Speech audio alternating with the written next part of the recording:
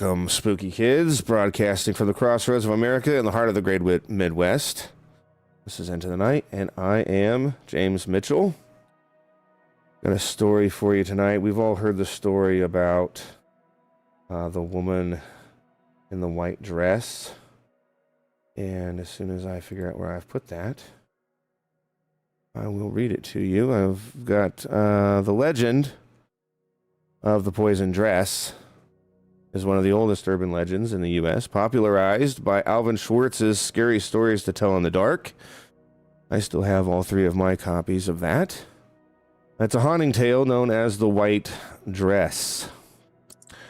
A young man invites a poor young woman to a formal dance. Unable to afford a new gown, she rents a white satin dress from a pawn shop. She looks stunning and has a wonderful time at the dance. However, she soon feels dizzy and asks to be taken home. The next morning, she was found dead.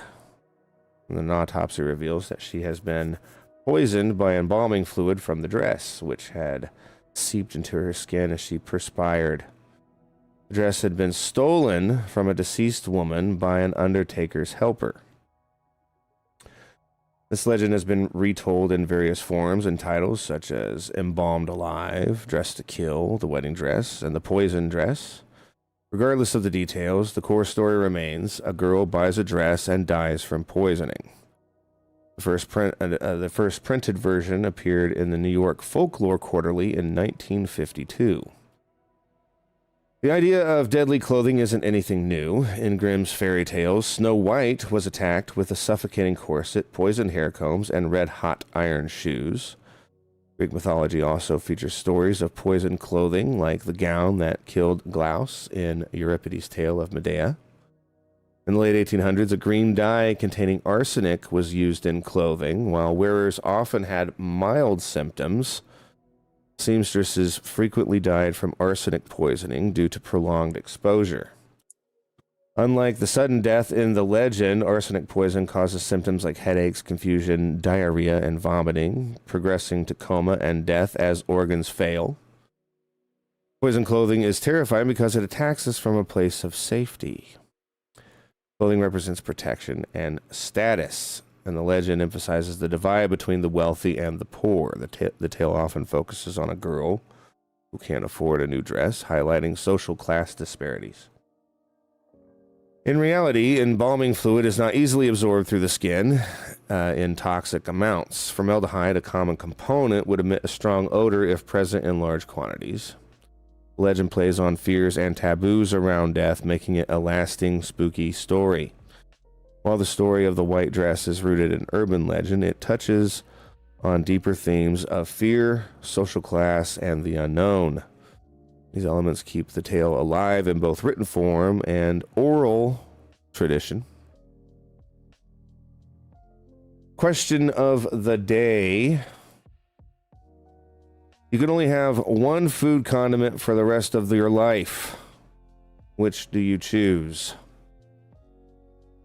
Answers in the chat, please. Tonight, we have a remarkable guest who has dedicated her efforts to supporting and uplifting the debunking paranormal community. This dedicated researcher and investigator is the creator of the Paranormal Pages, The Inside View, a magazine that recently released its first edition, showcasing editors' picks, favorite channels, favorite videos, and shared stories from the community. With 194 subscribers and 84 videos, she tirelessly supports various channels during their live streams, always ready to help and engage. Her work often goes unnoticed, but she deserves more recognition and appreciation from the community. It's one of the reasons why I've asked her to be with us tonight. She's one of the nicest and most supportive people you will ever meet. Please welcome Laura Wilbur from Raw Side Paranormal. Hello, Laura. How are you? Hello, hello. Hello to everybody. I can't see the chat. I don't know why. That's because I use StreamYard in such a way where you can't. So if you want to be able to see the chat, you'll have to open up on another tab, just the actual stream that's going on. Okay, so this way, I'm just letting everybody know hi. Yeah. What do we got here? Where am I at? Participants. Who's in the chat right now? We've got Well, I just put it away, and that's no good. There we go. We've got Autumn LaChance, Candy 7, Caroline Saxby, Cynthia Bossy, Horror of Horror, Janice Crammon, Juniper, Michael Burkeen, Mike O. Minerals, Natu Haunted, Rob Linklater, Rural Chaos TV, Sir Spookfest, The Occult Life, and Weeping Willow Paranormal have all joined us tonight. Welcome, everybody. Thanks for dropping in. We got a full house tonight. Lots of people hanging out. Lots of lurkers, too. I see you lurkers. Laura, what's new with you? What have you been up to today? Anything good? Nothing, just the same old, just trying to get everything together. Just not enough hours in the day. That's Working right. a lot on the new issue of the magazine for September. Awesome. Waiting on some people to submit their goodies so that I can put it all in. Yeah. So that, that's a bit of a process, but I enjoy doing it. And from what I hear, everybody's liking the first issue that was out for August. So yes, it was super cool. Win-win. You can scroll through the pages. You can flip the pages, and it makes a little page flippy sound. I love that. I was really surprised. I saw that. I was like, "Oh, this is so cool." Well, let's get to know you a bit better, because I don't know that a lot of people know who you are, but they probably don't know a lot about you. What is it that inspired you to start your journey into the paranormal field? Back when I was about 8 years old, believe it or not, that was my first paranormal experience. And believe it or not, it was in a castle. My aunt was a caretaker for a castle in the town of Mohawk, New York. Belonged to a woman. It was built in the 1800s, and the woman that owned it lived in New York City, but she loved that area so much that she had a castle built that was a replica of one that she fell in love with in Scotland. So she had the same exact replica built in the town of Mohawk, and she would spend lots of time there. And the story goes that when she passed, she wanted to be buried in the vault that was in the basement, and they didn't do it. They buried her in New York City. Okay. So it is written down in the history books and the haunted history books that she was the poltergeist of the castle. Okay. And so we lucked out because we were able to stay there as kids because my aunt was the caretaker. And one night I was there and sound asleep, and the next thing I know, something woke me up, and I could hear footsteps coming down the hallway. And, the normal, like the jingling noises of like chains or whatever, it was like just a metal noise and footsteps. And so, of course, I got up, opened the door, and called out to my grandmother and my aunt, because that's who were there. And nobody answered me, but the footsteps were coming closer. So, being a kid, I pretty much shit myself and ran back towards the bed. And I shared a room with my cousins, and I was trying to wake them up, and nobody would wake up. So I just hopped back into the bed and covered up my head, and then just listening as the footsteps just came closer and closer, and then they stopped at the door. So, excuse me. And then the next morning I spoke to my aunt about it, and then she started laughing, and then she told me the story about the woman. And then, of course, I, researched the history on the place over the years. They were friends of the Roosevelts. So President Roosevelt actually stayed there. And he has family members that are buried in the cemetery that's on the property. So that's pretty neat. I'm hoping to go back sometime this summer to get photographs of the private cemetery. But I know that the castle has fallen into ruin because nobody kept up with it. And last I heard, I think they knocked down the rest of it. I'm not sure.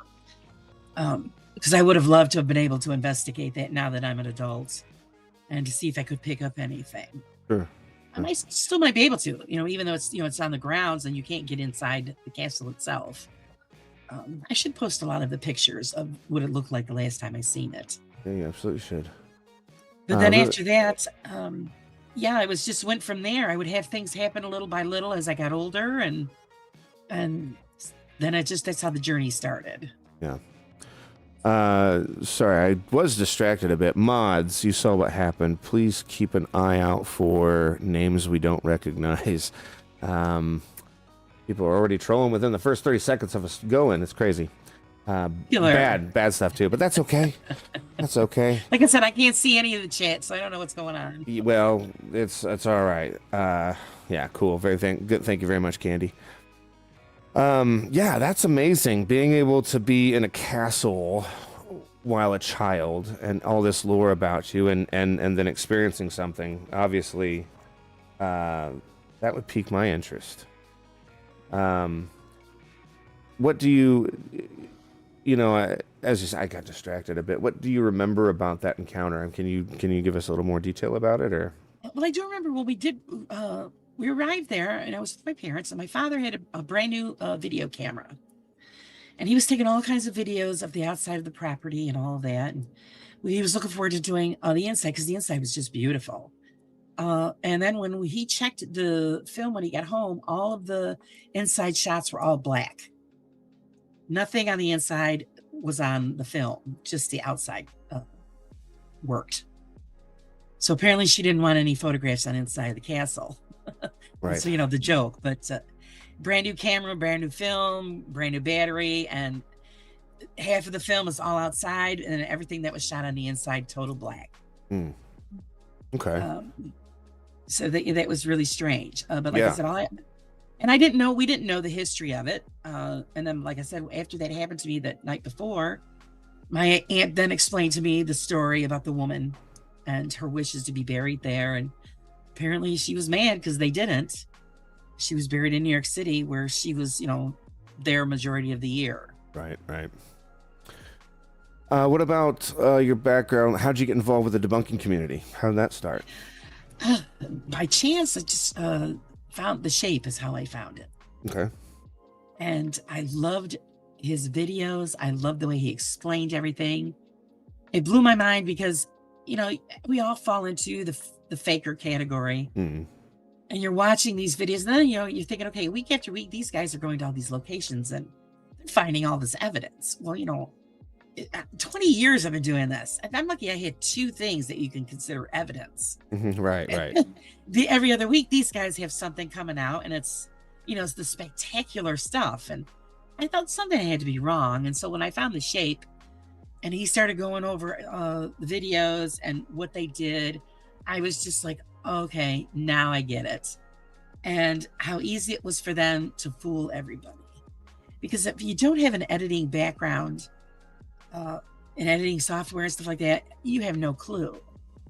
And my editing is very, very simple, because I don't know all of the fancy things that everybody can do with it. So when I heard about that stuff, I'm thinking, oh, okay, that explains a lot. Right.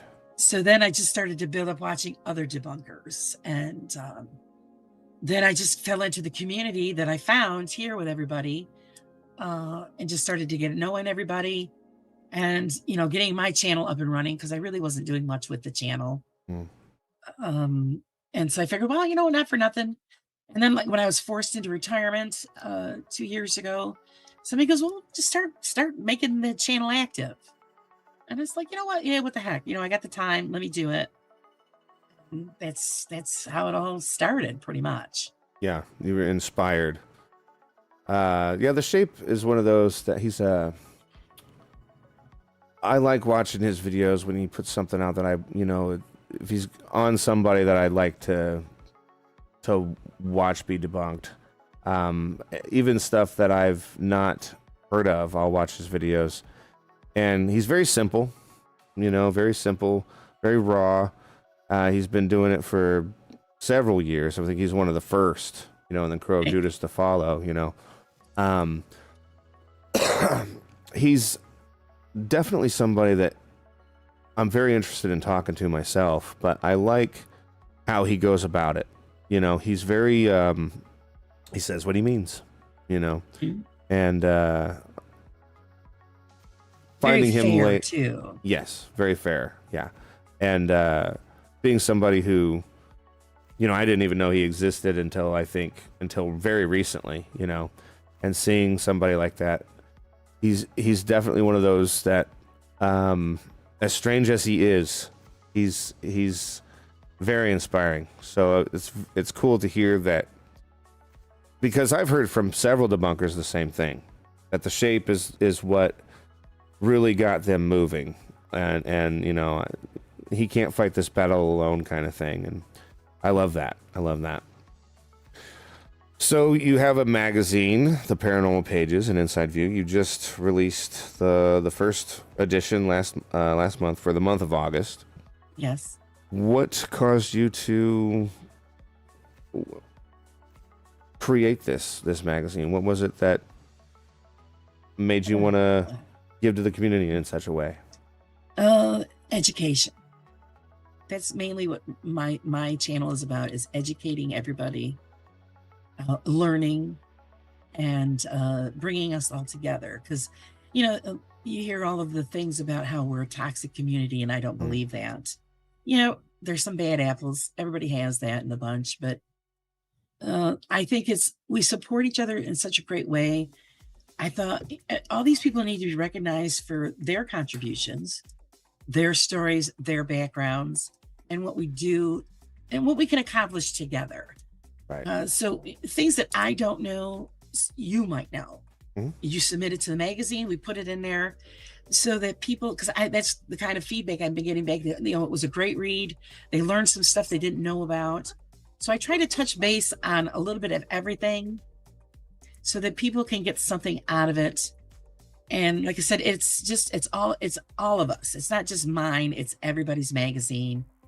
And I figured, you know, why not? Let me put this together, and everybody can share in one, you know, document where everybody can sit and enjoy. And then of course I add all the little things on the pages and all of that, and to make it a little more fun. But basically it was just getting information and having everybody share their information. Yeah. So the process of putting together the first edition, you hadn't done it before, right? So you were learning. Right. What kind of challenges did you face putting it together? How to get it to so it's like a flip book, Right. basically, and just using my common sense like anybody else would. What does a magazine look like? Mhm. Okay, you're going to do a layout, and you're going to decide on who your cover story is going to be, which I'll be picking a new person every month. They'll, you know, and I inform them, you know, I'm doing them as a cover story. Have them submit, you know, their bio and the information they want to be known, and then we write up the article. And you know, it's and then you just, like I said, you put pictures and like little things here and there to, you know, to brighten up the page. And just picking subjects I think people will be interested in, like, you know, tools of the trade, advice from the experts. I have a section in there where it's haunted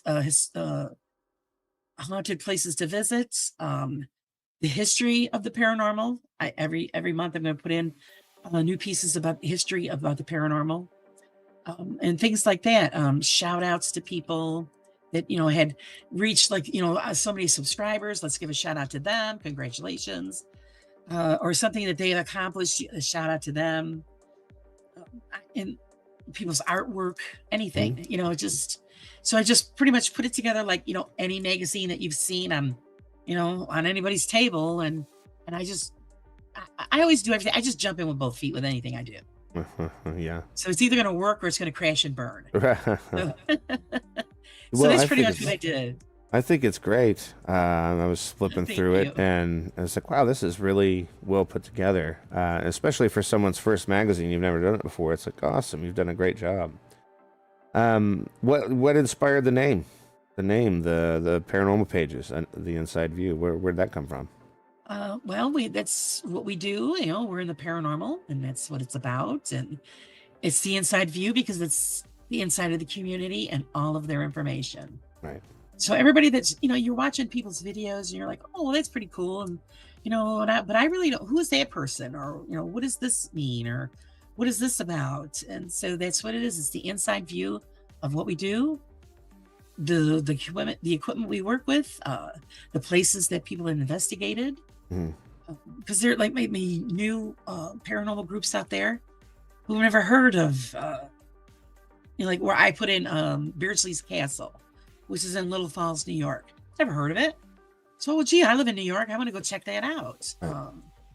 or a famous place that you've been to or somebody else has been to, or styles or techniques in debunking or investigating. I stress the point about research too. Research is so important, and a lot of these new groups don't get it. They don't do it. Right. And no, they don't. You need to know where you're going, what you're doing, what's the history, so that you have a frame of reference to follow when you're doing your investigation. Going in blindly, I really don't recommend that to anybody. Also, same thing, I stress the fact that, excuse me, like it's going to be in this issue about going on investigations. Don't ever go alone. Mm-hmm. There's a lot of people go into abandoned buildings and places like that, or even out in the woods. Don't ever go alone, because you never know what you're going to meet up with when you get out there. Right. The living are far more scary than the dead. Exactly. And, with so many people that are homeless these days, living on the streets, and if they've made an abandoned building their home, and you don't know if they have mental issues or some kind of addiction, and you just walk in there, and then you might have something, terrible on your hands. Yes. So do your research always. And yes, always go, you're going to go to place A, that night, go there during the day, check it all out so that you know what you're going to find there at night, because, holes in the floor, like I said, vagrants, you don't know. So it's just, tips like that, just to be aware of your surroundings and what you're getting yourself into. Yeah. Yeah. I've seen plenty of videos where people ran into somebody that was homeless, or traps. People will set traps. Yeah. Deadly traps. I've seen that before too. And if you're alone out there and you haven't told anybody where you're going or what you're doing, and something happens, well, then you're in quite the situation that you hadn't planned on. Exactly. How do you decide what content you're going to feature in your magazine? A lot of it is just based on a lot of things that I want to know. Like when I do interviews, and I ask people about themselves and about what they do and where they've been. And like I said, again, the history. I enjoy the history a great deal. So I'd like to know, what's the history of like the REM pod? Right. Okay. Who invented it? How does it work? How do we know that it's working, or if it's not working? Recommendations on what kind of tests that we can run on it. Which I'm still, because I don't have any of that big time equipment. Maybe someday. But mostly what I'm going to use it for is testing, because I want to know, okay, what sets it off? How do we know that it's actually working? And you're spending, X amount of dollars on this expensive equipment, and it could be all just BS, right, for all you know. Yeah. There's no proof. So the testing is so important when it comes to that kind of thing. Yeah. Like I said, again, in the history, I love it when somebody can go somewhere, that's really, really old, and there's a lot of history. And it's, I love to hear those stories, of the people that used to live there and what happened there. And, I don't know if a lot of people, like I go to like a lot of old homes and stuff, and think, gee, I wonder what it was like in the day when it was first built, and who lived here, and, what happened here, what kind of, parties were here, or, you think about those things when you go into these old homes. And even with the tragedies, gee, did anybody pass in this home? Was anybody famous, or, whether in, Hollywood or history itself, pertaining to maybe like, the Revolutionary War, things like that. And what connections did they have into those people that were there? So, stuff like that. Yeah. And I think everybody wants to know those kind of things. Sure. Yeah. Especially what we're doing. It's all about, information. Yes. And the more information you have, the better. Exactly. I guess you kind of touched on it a bit, but what's the process of selecting the editor's picks for like recognizing the moderators, your favorite channels, your videos? How do you go about determining that? Um, just I've been watching whatever one that I think that was excellent for that month will be like the video pick of the month, Okay. the debunk of the month, whichever one was really just like blew your mind or I thought was really excellent. I'll even take recommendations. Like I said, I'll accept anything anybody would recommend. The mod of the month, like I had Candy for the first issue because Candy, honey, she's the super mod. I Yeah. don't know when this poor woman sleeps. She mods for everybody and she does an awesome job and she deserved the recognition. If I could actually have a trophy made up and have it handed out to her, I would give it to her. Actually, on the page, if you guys have seen the magazine, it does have a trophy and it says #1 on it. It's the best I could do, Candy.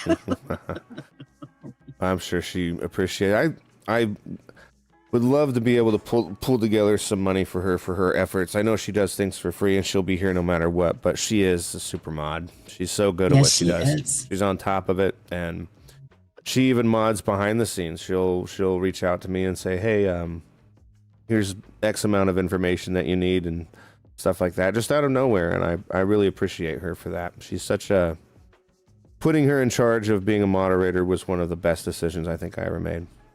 Oh, same here. And actually, Yeah. I was talking to her earlier today. She was helping me because I'm not monetized yet, and I had people saying that they would love to donate to my channel, and I had no clue how to do that. So actually, Candy helped me set that up. Oh, So now cool. I have that available if anybody wants to to help out. That would be wonderful. But I sent her the thing today, and I think I don't know if I did this right. Yeah. You have to Well, let me know if I did it right. yes, feel free to put that in the chat, Candy, if you can, just to help move that along.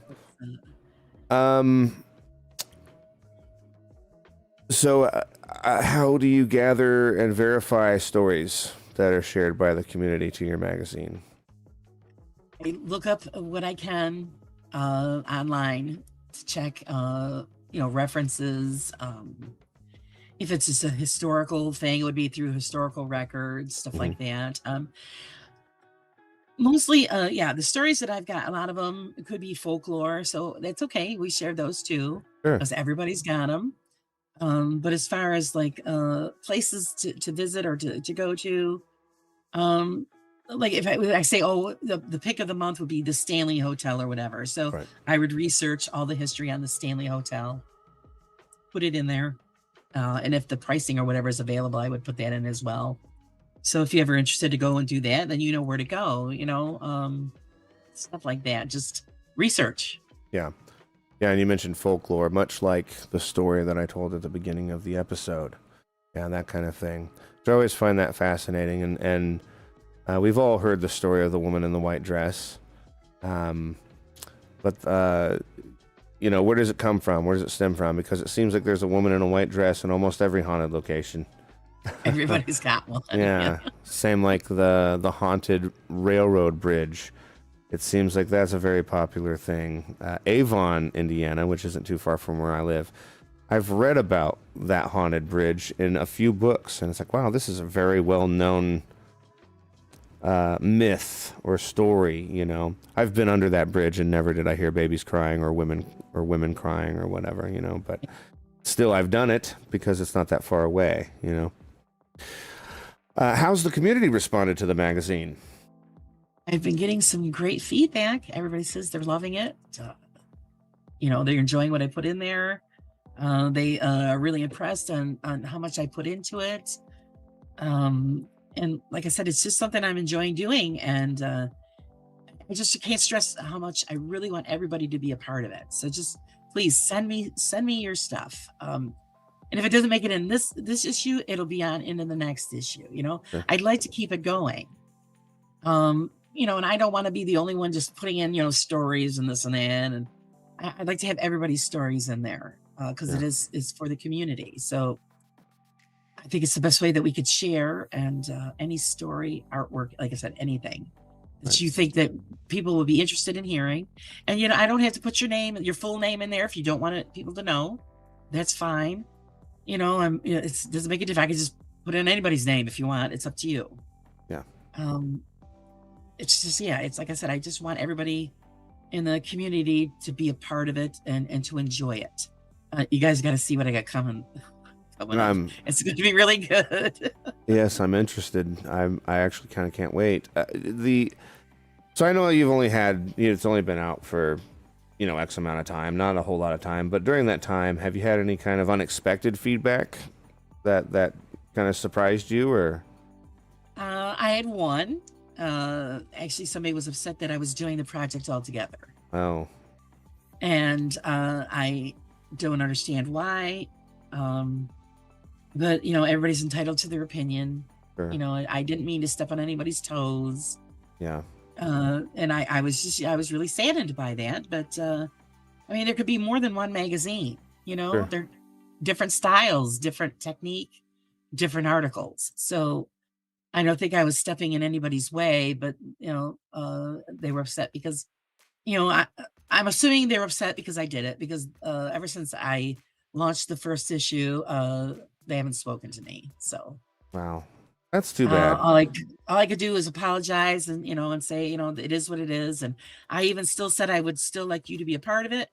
And I have got no response. So I'm just going to leave it as is. And Well, maybe they'll come around, I mean, maybe. I certainly hope so. I think there's enough room for everybody to do what we do, whether it be make magazines or make videos or both or something to bring people together.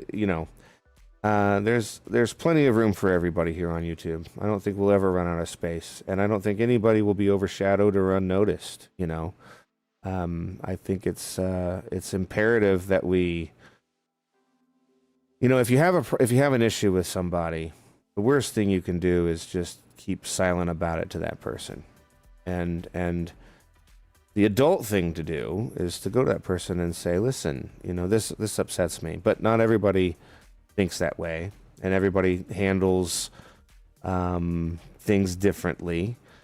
But I sincerely hope that whoever it is just kind of comes around and and becomes happy for you, because I my hope goodness, so. like I said, I feel like you don't get enough love, and for you to be contributing to the community in such a way with just your passion behind you is something that's very admirable, and I appreciate the hell out of you for it.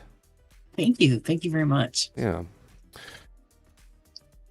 How long does it take you to put the magazine together? About almost a month. Yeah. As soon as I launched the August issue, I started the very next day on September. Huh. And then I give everybody a deadline. The third week of the month, everything has to be submitted so that I have time to get it in, check, the editing and all of that, and, set up the pages for it and get it in there. And then I send it off to where I have it all put together in the flip book. And then it makes up the link for me so that I can get it out to everybody on the first. Okay. Because I'll go through it. I don't just set up a page and then go on to the next. I go over it and I go over it and I go over it because I'm like, oh, well, I changed my mind about that, or, change this or change. I might change things 10, 20 times before I'm satisfied, with the page completely. Right. So that's why it takes about the month to get it done. Well, you just got a new subscriber. Paranormal Monkey Podcast says, I've just subscribed to you, so there you go. Well, thank you. Yeah, and he has the voice of an angel. Every time he speaks, I just melt. Yes, I peek in. People might not see me there, but I peek in. I check everybody out. Yes, he's a wonderful interviewer. I enjoy him quite a bit. What are your goals for the magazine in the coming year? I'd love it. Seeing, and it's our magazine. I would love to actually have it in print someday. Yeah, that so would that be we great. could share it. We could share it with the world. Yeah, Let that would them be know great. that we're here. Right. Do you plan to include new sections or features in the future upcoming? Yeah, if we can, somebody, like I said, can give me ideas of what to put in there. Right. Yeah. Open to it. Open to it. And are there any particular contributors or collaborators you'd like to highlight? Anybody that you have in your mind that you're willing to talk about. Of course, I understand the objective or the idea of letting things be a surprise, but is there anything like that you're willing to touch on? Oh, well, actually, September's issue is going to be highlighting the women of the paranormal. The women of the paranormal. The women of the paranormal, because, and I've asked 6 women to submit what it's like being a woman in this field, which is mainly male dominated. Right. And it has been since the beginning of time. Mm-hmm. So I want to know what it's like for them to when they started throughout these years up to today, what has changed and made a difference for women in the field and where they think we will be, in the future as far as paranormal investigators. Yeah, that'll be a good read. It is true. Men dominate a lot of things, it seems like. And a lot of the women that are within this community, I think, they don't get enough love. Much like, there's Bad to the Bone. And then Weeping Willow, I believe, Cassie. Cassie, yeah. Yeah, these are people who really do contribute quite a bit and are just very real about it. Bad to the Bone, I don't know her name. Angelina. Yeah. She's very outspoken and not somebody I would fuck with. I would be afraid to get my ass knocked out. She's actually one of the ones I picked. Oh, cool. Very cool. Good to hear that. So yeah, it's like I said, it's because you always see them a long time ago, growing up, when you'd watch paranormal programming or you hear about, investigators and their stories, the women are always in the background. Mm-hmm. They were always the ones that took care of scheduling and, equipment check and all of this. And okay, they do a little investigating here and there, but they were in the background. Now they're in the, in the front lines. And I want to know what it took for, a lot of these women were doing it for 20 years. Right. What did it take from when you first started till now to get where you are? And maybe it'll inspire more of these young ladies to come out and say, well, gee, I can do this too. I'm part of the team. And, if I have to take the lead, I will. I'm not afraid to. Yeah. Yeah, there's a wonderful young lady that I've just recently met, LaChance, who I believe is in the chat. Fantastic research. I asked her to help me with I wanted to find Edmund Lamb's living relatives. Anybody that was alive that Edmund Lamb, the guy that was supposedly haunting this house in Carmel, Maine. I wanted to find if there were any living relatives, and she was able to get down to, she found the entire family tree. It turned out that there are no living relatives.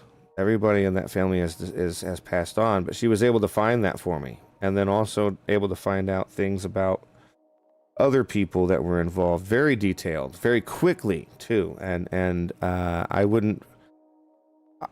This is somebody that I'm like, I would like to continue working with. So yeah, and I know that nobody has heard about her. I think she's kind of new to this community, but very fantastic young lady. And so keep an eye open for her, and you might see her around a bit more.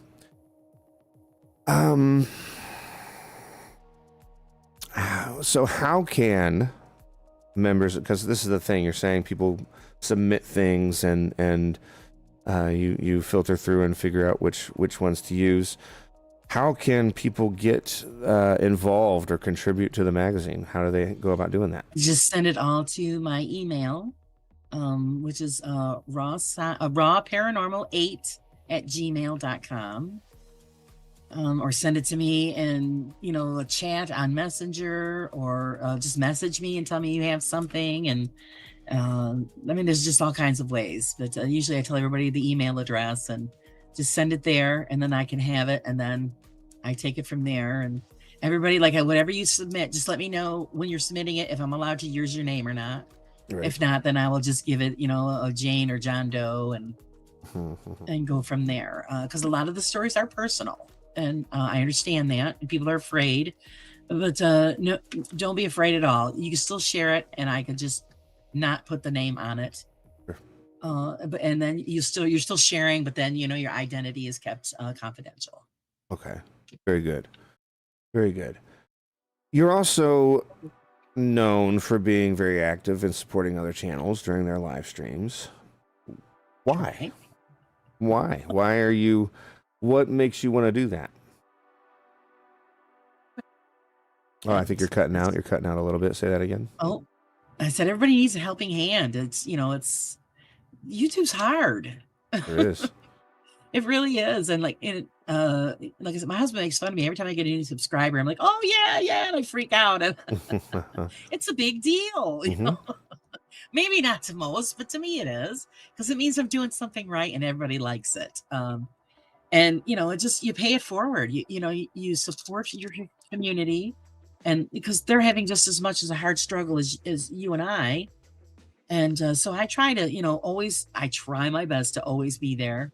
If somebody's live or has, even if they just do put out a video, I always, watch the video, like it, share it. And I do that with the lives. I like and I share, and try to be as supportive in the chat as I can, ask as many questions as I can. It's just, I just think being a part of the community, that's what we should do. Right. Absolutely. The support is very important. Yeah. Just showing up in someone's chat without being a member of the community and demanding people come see you and all this stuff. You see that every now and then, but it's, and those people are easy to recognize. You, however, I see you around. I do the same thing. I go to other people's chats. I try to support what they're doing. I try to talk about whatever is on stream, or what they're, what the topic is, or whatever, and just have good engagement. And stuff like that matters. It matters because other people see you and say, hey, this person doesn't have to be doing these things, but they're choosing to, because they enjoy the community. I think that's really what it comes down to, is we enjoy the people in the community and the people around us. So therefore, you only want the best for people. And I think that's something that radiates about you. I'm talking about you in particular. I love when people are such a positive influence to people, and just a positive light in general. I can come to your stream and I know that you're not going to be complaining and woe is me and all of this stuff. You are not worried about putting your dirty laundry out there. You're worried about talking about what's going on in the community, and bringing people on and showcasing them and talking with them, which I was fortunate to be able to be on your live stream last Friday. And it was a wonderful experience. I enjoyed the questions the most at the end, the fun questions that you asked. Those were good. Those were good. I do not like styrofoam rubbing against each other. I just don't. Try to get catch everybody off guard with those sometimes. I don't do it all the time, but I forgot to throw it out there every now and then, and everybody's like, what? Yeah, those are fun questions. I love that. So what do you think most memorable experience or interaction you've had while supporting a live stream? Anything that sticks out to you? And on mine or anybody's? Anybody's. Oh, yours included.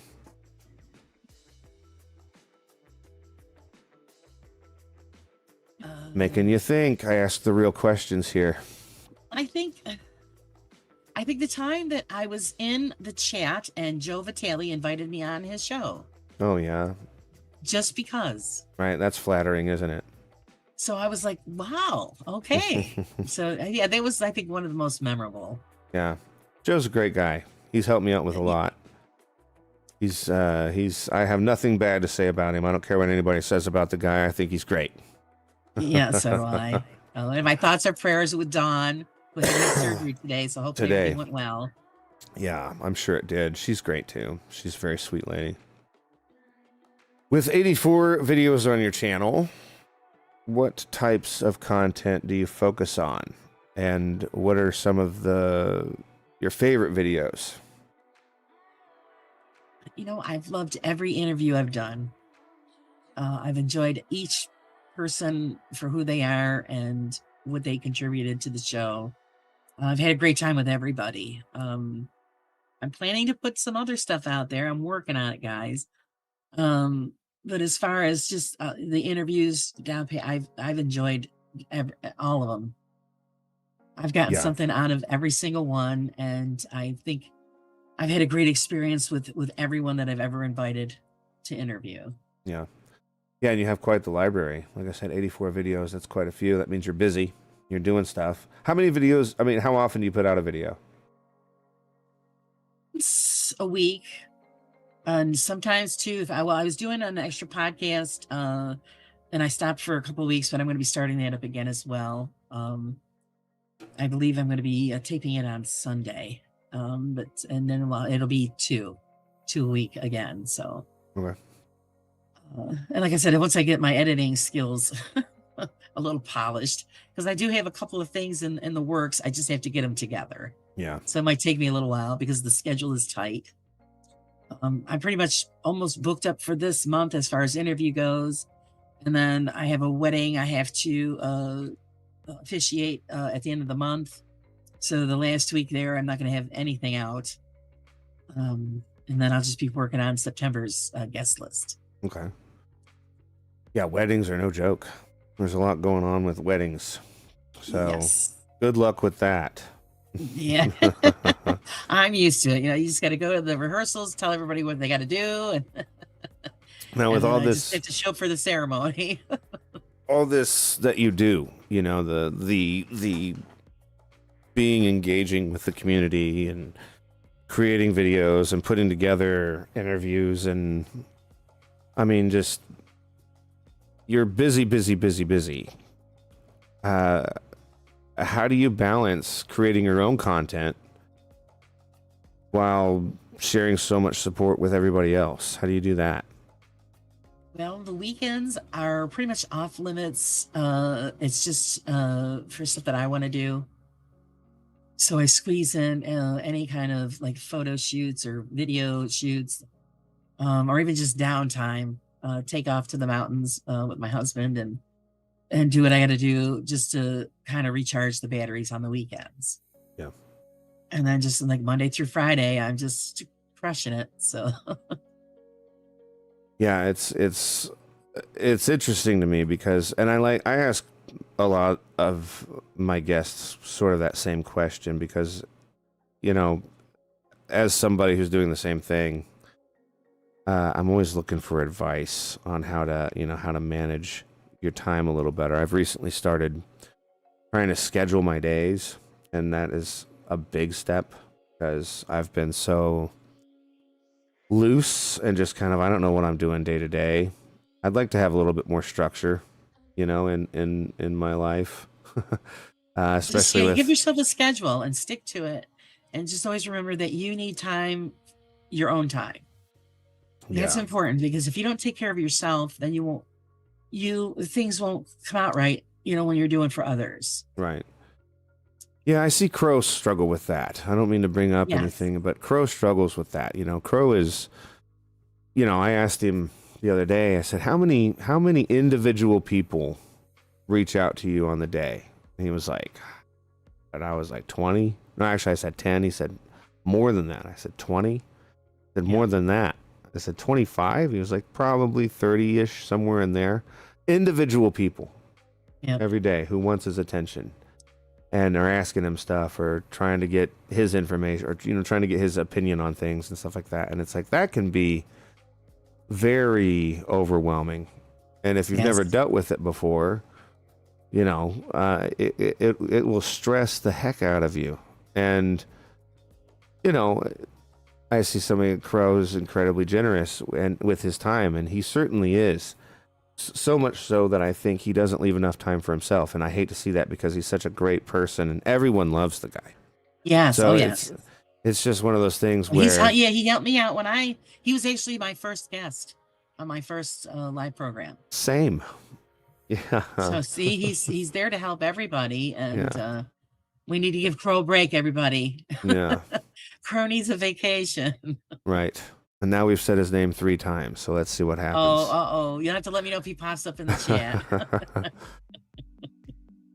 chat. Despite your hard work, I feel that a lot of your efforts go unnoticed. I don't know if you feel that way, but I feel that way. How do you stay motivated and positive? There's times where I'll think, well, gee, I'll look at, I try not to, because that's, I think the worst thing to do is look at the numbers. Mm-hmm. But sometimes you can't help it. I look and I'll think, gee, what am I doing? Am I doing something wrong? I don't get it. I do this or I do that, and it just doesn't seem like it's getting anywhere. But you know what? I had to come to the realization that it's just a slow process.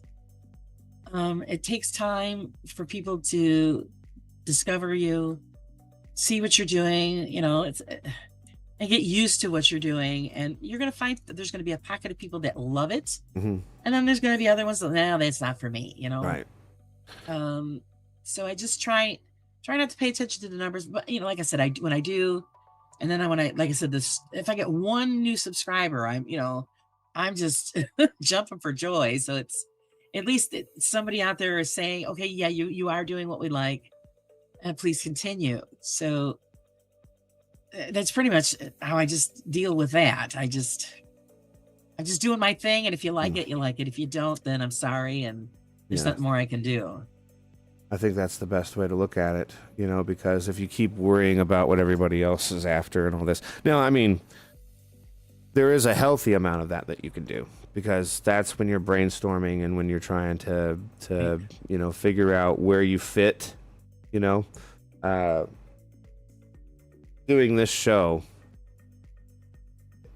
It was just something that I wanted to do, much like what you're doing. It's just something that I wanted to do. And when you're doing it for you, the reward of people coming and enjoying it, I think that outweighs even, the people who aren't coming, because the people who come and enjoy it, they really let you know they enjoy it. Sure. Yeah. When I enjoy the chat, the chat is just fantastic. Yes. Yeah, you're very focused on the chat, which I noticed that when we were doing our thing, and I hate that's to hard. Question. Right. Yeah. So you have like one eye, straight, the other eye's watching the chat. Check. Yeah. Because I don't want to miss anybody's questions or comments. Because it makes me feel like that they think that we're ignoring them, and I don't want anybody to feel ignored. So I try to catch everything the best I can.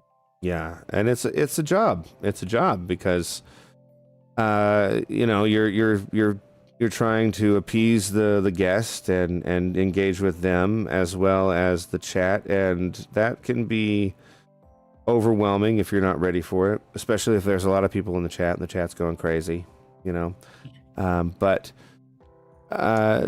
it's very inspiring to see someone like you just keep going and not give up and continue to do what you love. And I think, again, with the Radiance, I think that radiates from you. It's something that I've noticed, and I'd like to point a finger at that and kind of highlight that, because am I glowing? You are, yes. Very, very luminescent. It's just there are times where I'm just like, why I can't understand why people why there just isn't more happening for you, and I would do anything that I can to help you. So if you need, if you need advice or something like that with your editing programs and stuff, and how to, because I know you're still learning. I'm still learning too, but I've been doing it for a long time now, and I've learned quite a few things that help lighten the load. So I'd be happy to help once you get to a point where you're trying to focus on that a bit more. And I would like to see personally, I would like to see more made videos. I mean, live streams are great, but yeah, stuff that that you're featuring, that's just a video that you've uploaded. I would love to see more of that. And I know, again, you've got a lot going on, so I'm not demanding anything, but I know that you're capable. I know you're capable. Yeah, no, I do have some things in the works. It's just that the point of getting it all together, and then just editing it so it all fits together and doesn't look like total crap. You know, complete crap. Yeah. Well, you're doing fine. You'll get to where you want to be. Like I said, if you ever need any help, let me know and I'll do my best. Appreciate that. Because So, actually, when I first started, I'm thinking, you know what? I'm not going to do any of this editing garbage. I'm just going to videotape the stuff, put it on. You're going to get it as I see it. But then when I see everybody else's stuff, I say, oh, I can't do that because it'll look like crap. So, well, we are our own worst critic, so sometimes you have to just let it happen. But I understand, you want quality over quantity, and yes. yeah, so I'll be interested to see what you put out. What message would you like to convey to the community about supporting smaller creators such as yourself? I mean, is there anything you'd like to say about that? I just think it's really important. Just if it's somebody that you really enjoy, just continue to let them know, just by hitting that like button. I mean, you get 40 people watching, and it's free, guys. Just hit that button so that they know that you guys like what they're doing, because that's actually very disheartening. Sure. You see it has like 100 something views and then you only have 16 likes. Yeah. I think that hurts more than anything else. Because they see that when they see the videos, they're like, oh, okay, only like 10 people liked it. It's so just that is, show them that you like it and you're there supporting them, and just hit that like button, share it out, tell them in the chat you're doing a great job. It's just like if you're at a regular job. Right. It's nice to hear the boss say, hey, fantastic work today. It's free, and it makes the person feel like they've accomplished something. Yeah, it definitely is, especially when it's something that you've put a lot of effort into and stuff like that. I do know that the likes don't always reflect how many people actually do like it. I'm guilty of looking at videos and not thinking to leave a like because I'm thinking about a million other things, and of course, you don't want to paste it all over the video, like the video, or say it every 35 seconds, like so many people love to do. But, just to get a little love. And like you said, it's free. It's free to do. I always hit the like before I even jump in and start watching. Yeah. Yeah, because it shows support and it encourages. You're gonna forget, like you said, okay, it's the end of the thing, and then you're done, and then you go do something else, and right. You forget. Right. So I always do it beforehand. Yeah, and it lets the creator know, hey, keep doing this. Yeah. Those numbers also do reflect, like, okay, what could I do better? And one thing that I find is to look around at the community and see what mistakes they're making, because people do. That's just how it goes. People make mistakes. Yeah. And say, I'm not going to do that. Where you find something that is, and not that it's negative. It's just about narrowing down what you could do better yourself. And you see some, like Purple, for example. I noticed Purple was doing a community game night, and I was like, well, that sounds like fun. I have a game night where I do it in person with my friends. Why don't I try that? And it just took off.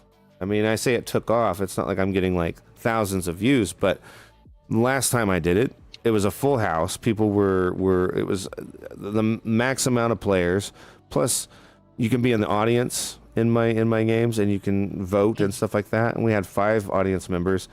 These might seem like small numbers to much bigger people, but seeing it to where it's like, okay, I've got 6 people here, I've got 2 slots left open, and 1 person in the audience engaging and stuff. To see that grow, it's like, wow, okay, something's happening here, Right. And you're not stealing the idea, you're just being inspired. I think there's a difference. Stealing is blatantly stealing everything that they're doing and trying to be exactly like them. If you find something that inspires you and you think, I'd like to try that, there's nothing wrong with that, especially if it warrants results, the results that you're after. So that's what I've found personally that helps me. is looking around the community and seeing what other people are doing and what is the community missing. What can I do to fill that void a bit? Yeah. So far, I think the sweetheart void is filled by you, though. So. Oh, jeez. What can we expect from you and the Paranormal Pages in the future? Let's see. Hopefully that I just continue to put out a good magazine and just getting. I'd like to be able to get out more and do more personal investigations. I have plans, but as far as it's either bad weather or bad health, because I have some have health issues, so I'm not as active as I used to be. Right. But I do have a few things that I'd like to accomplish before the snow sets in. So I got my fingers crossed. Yeah. And I would like to get it out and get it out to everybody. Like I said, I have a couple of things that I'm already working on. So hopefully I'll get those accomplished.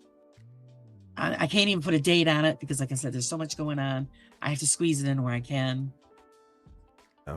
But it will eventually will make it to the screen. Yeah.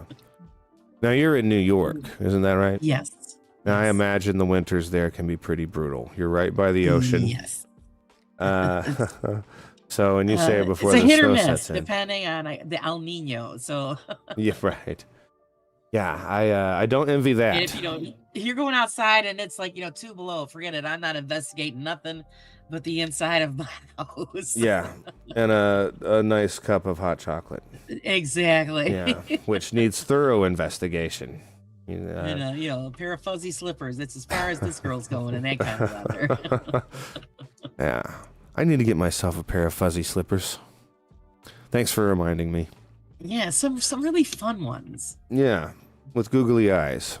I saw some today that had the toe open up, and you could use your toe. It had like googly eyes and like an open spot for your big toe, to where you could make it look like their tongue was flipping out and stuff. Like, now that's funny. Yes, this is just. I thought, my God, I need a pair of those right now. What do you think the most rewarding aspect of your involvement with the paranormal community has been? Most rewarding, I think, is all of the great people that I have met. Yeah. And befriended on this journey. I met some really great people. And they show up every time I do a live, and I really appreciate it. And they're fun people, and hopefully they'll be lifelong friendships. Yeah. Yeah, I feel that. I definitely feel. I love hearing you say that, because it's like knowing what I've been experiencing since I've been doing it. You're saying a lot of the same things that I think about. The people that you've met, and finding things that you're helping people get through the day or the week, even, because they're ready. You've helped them somehow. They're getting their fill of that vibe or whatever it is that you're delivering, and helping them somehow. And it's just, there's nothing quite like that, is it? Is there? No, it does make the day, makes you feel better. It's just, and I was feeling down a little bit the other day, and I go, well, let me see if Crow's on, or see who's on, where I can get a laugh, and sure. Just to shake the blue feeling, and it works. So if we can help out with that, and like I said, it's just, you just chit chat with the people in the chat. It's a plus. Yeah. Thinking into your investigations, what has been, you think, the most challenging investigation that you've done so far? And as you said, you've been at this 20 years. So that's a lot to sift through. Can you think of anything that sticks out that was the most challenging for you?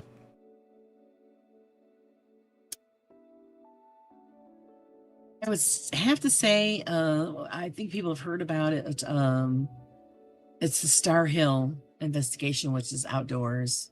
Mm-hmm. Of course, back in the day, we didn't have the equipment we have, like as far as cameras and stuff goes, to do anything decent outside. And that's one of the things I want to accomplish this summer if I can. Because it's outdoors, and the way you probably heard me talk about it. It's a ball of light that appears above the road. And it'll either travel towards the forest area or towards the field where there's a farmhouse. And for years we've been going up there, and there's no beam of light coming from anywhere to explain this just ball of light that appears. And it does travel up towards the road, towards your vehicle sometimes. I want to be able to catch that. Yeah. On film. Yeah, that'd be phenomenal. And of course, it doesn't happen when you want it to. So when you could get be sitting there for days. But when you get it, my goodness. Yeah, it'll be worth it. And then we have to figure out, is it from the story of the road? Because supposedly it was in the 1800s, a doctor coming home from a call in bad weather, traveling up the hill, lost control of the horse and buggy, and it rolled down into the ditch and it killed him. Oh, wow. Okay. So we're assuming that he is the ball of light. Or NASA has an installation at the top of the hill. Gotcha. Does it have something to do with them? Right. Or UFO stuff? Yes. I love See, UFO there's the stuff. doubt. Yeah. So we've got to figure that out. Sure.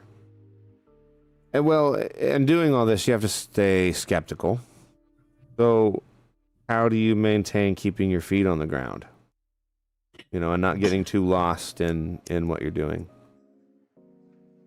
Well, yeah, because I think it's my upbringing, to be honest with you. My father's I'm going to try to think of the word I don't want to use. Is not just skeptic. My father is very scientific. And he's always taught us to always look at the scientific angle of the situation we're in, because that's going to help you determine your next step. Right. So, like I said, like with the ball of light, okay, first you're thinking, okay, look from one side to the other. Is there a beam of light being shot from somewhere? From any angle, seeing it's in the middle of a road. Is there, strings, any kind of thing that you could think that they could hook up to make this ball of light? A drone or something like that. Of course, back then they didn't really have drones, but that we know that's of. where it comes in. That we know of, and that's when the NASA thing comes into play. Okay, is it something that they're testing up there? So you got to think of, okay, is there any kind of documentation out in the open that they're doing some kind of testing with some kind of light stuff, or just again, if you have equipment, go up there, see if equipment gets set off, which I don't have that stuff. I have a K2 phone and a K2, a camera, and a recorder. So as far as any other kind of scientific study on the ball of light, it makes it difficult because I have nothing to give me any kind of frame of reference or a guide to figure that out. So I just have to, it's just a process of elimination in that sort of situation. Yeah. But that makes it fun, right? Not being able to pinpoint it and doing the research, and that's the fun how part. They make it move. Yeah.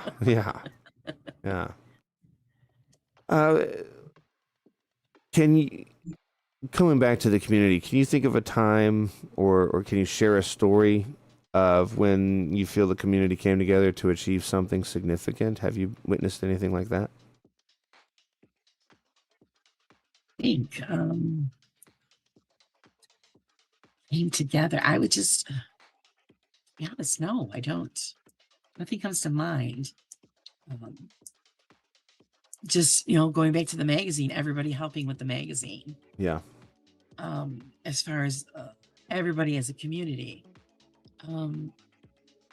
but just as far as just everybody supporting everyone. Yeah. Yeah, I would say that's... yeah, it's they're so great it's hard to pinpoint any one thing, huh? Pretty much, because there's just one person has one thing going on, or somebody else has something going on, other things going on, and I just think everybody that joins in and helps out, is a plus for the community, basically. Yeah. So just picking out one thing is actually very difficult. Now, I may have missed. Have you put anything on your channel like an investigation that you've done? No, because back in the day when I was very active, that's when I was younger. Like I said, all I had back then was a Polaroid camera, 35 millimeter camera. I really didn't have a good video camera. And when we were doing the investigations back then, you didn't get a lot of findings. So you figured out, why save it? Because I never thought I would be going into this. Right. So I didn't save pretty much anything, any of the old stuff. I do have one EVP saved. And it's just because I happened to save the tape, and it was on a cassette tape. Okay, I remember you telling me that. I do have that. But as far as other stuff, no, I just didn't think that I would need to keep that record. Yeah. Of nothing. Why share videos of nothing? Yeah. Yeah. That's how we thought back then. Yeah. Where now, people actually could have learned something off of it. Right. Do you deal with when let's say someone comes on to your show and someone, I don't know if this has happened. Has anybody come in and been extremely criticizing or dismiss the work that these people have done? And if that happens, how do you handle that? Is that a situation you've been in? No, not yet. No. Well, that's good news. Yeah, it will happen. The more you do it. I had one troll once on a show a while back, and one of my mods, Bill, took her out, and she just got on there to insult me. That was it. Yeah. And I'm like, oh, okay. And he got rid of her. So that was the only time I've ever had an issue. Yeah. Well, you're just I take it back. When I was on Karen's show the other night, towards the end of the show, we got some trolls. And they were promoting a channel that we had never heard of. And then they proceeded to use a lot of profanity. And Karen gave them a piece of her mind, and then they got rid of them. And that goes back to what I was saying earlier. If you want people to come and see what you're doing, you need to be more active in the community. You can't, and especially, you can't be showing up and acting like an asshat, which people just love to do that. I don't get it. I don't either. Don't get what they get off it. And not for nothing, I ended up looking up this channel that they were talking about, and I'm thinking, well, this woman has a lot of followers. What does she need the trolls for? Maybe. And all I know is when people do that, I'm not going to go and support that other channel, because if that's the kind of people that you have supporting you, why would you want to be a part of that? Right, and it's probably very possible that whoever this channel was had no idea that these trolls were doing this. Could be. The best thing you could do in that situation, I think, is reach out to that channel and say, hey, did you know this is happening? Right. Because that person, whoever they are, probably has something worth some sort of value to what they're doing. But when you have somebody like that who's acting like they represent this person, and being that way, you're right, it turns you off to it. I don't want anything to do with that. Yeah, because I'm thinking, that's what we come around, so we don't even know who that is. Who are you talking about? Right. And they say, well, she's way better than Raw, and I'm thinking, well, good for her. Yeah. But I still don't know who she is. And then I'm thinking, well, okay, and I tried to hold the filter in, because sometimes the filter don't stay in place. Right. But I thought to myself, it's not my show, shut your mouth. Because what they said was very foul. And, I get set off by things like that. Yeah. And reasonably so. Yeah. So, and that's what people think. Well, why would you go and check out that channel or be a part of that group when these people, talk the way they talk and attack somebody for no reason? Yeah. I don't get the troll thing at all. I really Yeah. don't. Yeah. And, I mean,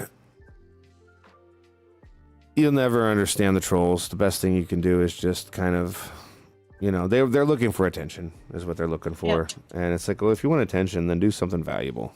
This what you're doing isn't valuable. But in a perfect world, what qualities do you think are essential for someone to be a successful paranormal investigator? Honesty. Common sense. These are themes I commonly hear. Yeah, it's always trust your instincts above all else, because that's the best tool that you have. I've never not trusted my gut. It's always proven to be correct. Mm-hmm.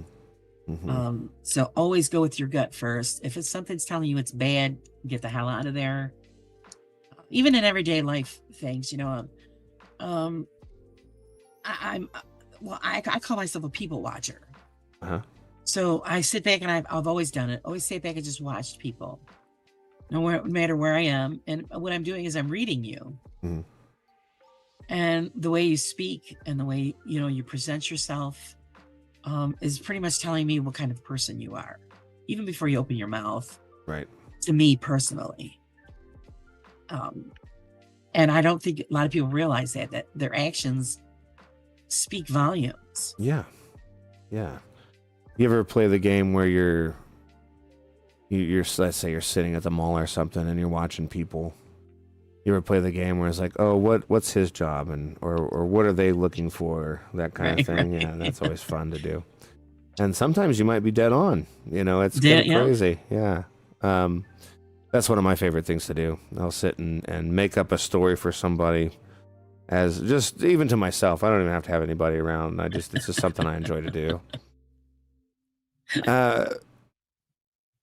What do you think? So again, you've had the one edition of the magazine.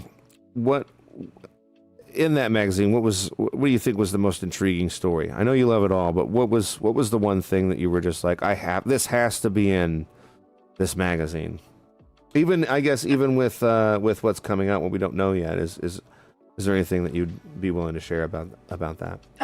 Well, the one in the last one was the woman on the Parkway story. It was had to do with a young girl hanging out with her friends on a parkway, which is a wooded area, and something happened a while back that there was a young lady that was murdered violently, and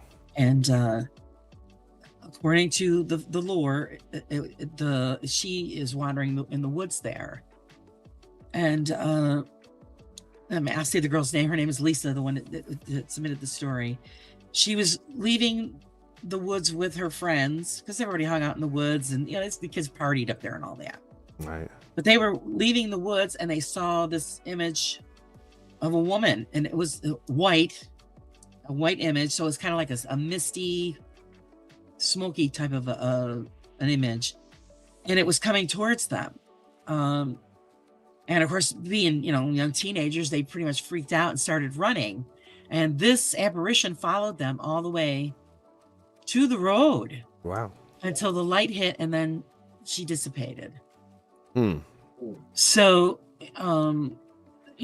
they're assuming it was the young girl that was murdered. And you can only think that maybe she's still there because she's looking for justice. Right. For what happened to her, but yes, it followed them all the way right to where the traffic was. Yeah. And then of course they had street lights, and the light she just poof. Right. Yeah, that's incredible. Really quick, I want to wish a happy 2-month anniversary to Cheryl King. Thank you so much. Yeah, what she said? Awesome channel. I have to read that. Yes, awesome channel with hearts. Awesome Cheryl King with hearts to you, my dear. Thank you so much.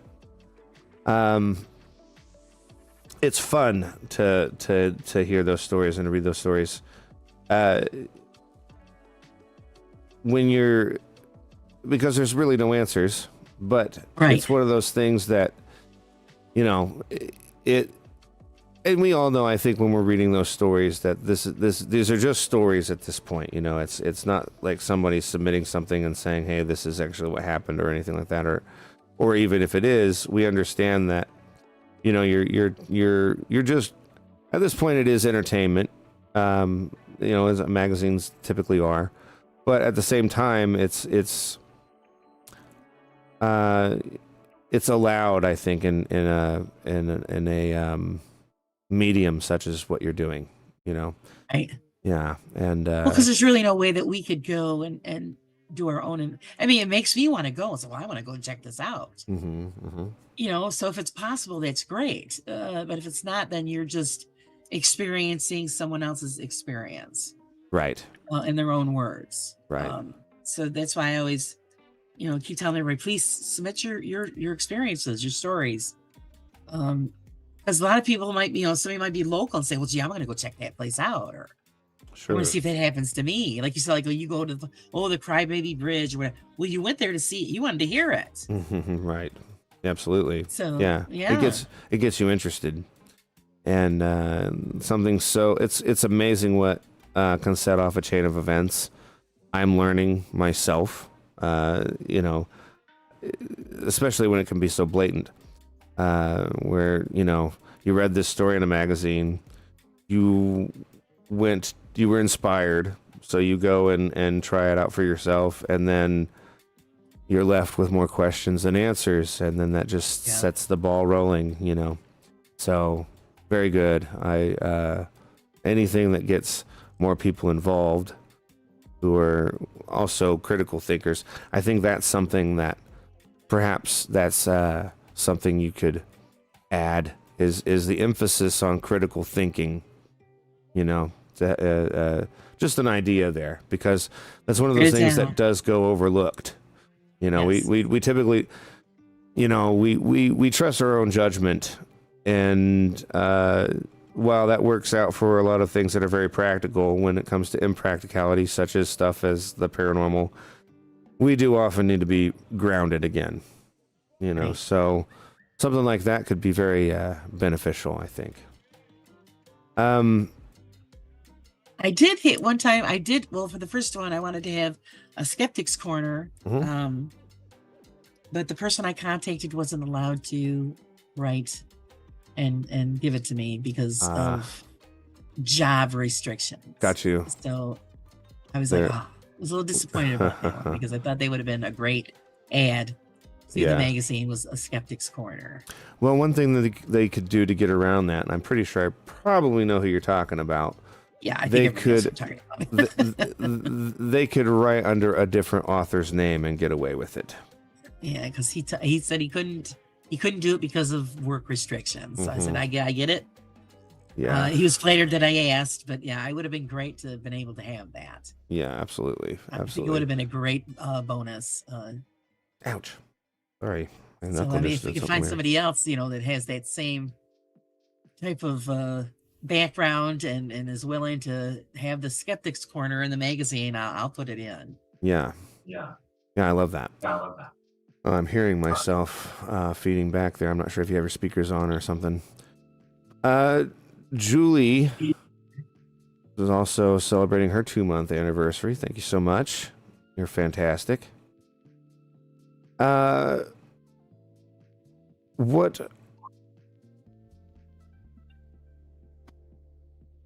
I'm just trying to figure out how to segue to the question. I might as well just ask the question. How do you ensure that the content in your magazine remains credible and reliable? Well, like I said, again, with research, checking all of the sources. Just like I said, with stories, I mean, stories are stories. Sure. So, I mean, there's really no way that you can do any kind of research or checking on that. But any kind of like documentation about the history and all of that is all, I check it all online through several sources online to make sure that it all matches up. And it goes along with the history guidelines or historical, you know, search, all of that stuff. Right. So if like I'm giving you like, okay, the history, like again, like on the Stanley Hotel, I'm going to check, okay, they're going to have the documentation of when it was built, who built it, and so on and so forth. And so there's many ways online that you can get that information. Yeah, and I mean, one thing that I like to do, and I don't, I encourage it to be real, but one thing that I enjoy is having people send me their ghost stories, and then I'll read it for everybody Yes. on the Yeah. just chatting. And that's always fun because it gets people a chance to get their story out, and without any kind of ridicule or being told, oh, this is BS or anything like that, because Right. I think people need a safe space to put those things in, and a lot of people who probably have ghost stories that still aren't willing to tell them because they've tried that before with a friend of theirs or something, only to be met with ridicule. When you have a safe space like your magazine or just chatting and stuff, it's a good It's an open door for them. Yes, exactly. So that's wonderful, and again, something else to hold in high regard.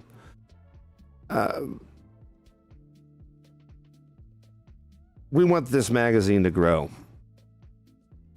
I know I do, and I'm certain you do. Like you said, you'd like to get it to a point where it's an actual physical thing. Mm-hmm.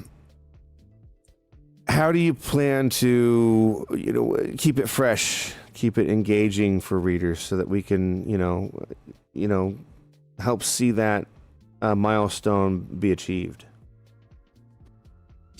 Getting everybody's great stories, finding new places and to investigate, just always keeping up with people's channels and all of their experiences, because when they have a new experience, that's something that we could add to the magazine. Mm-hmm. So anything new, new equipment that somebody might invent or come out with, or just new jokes, new art, whatever, new poems.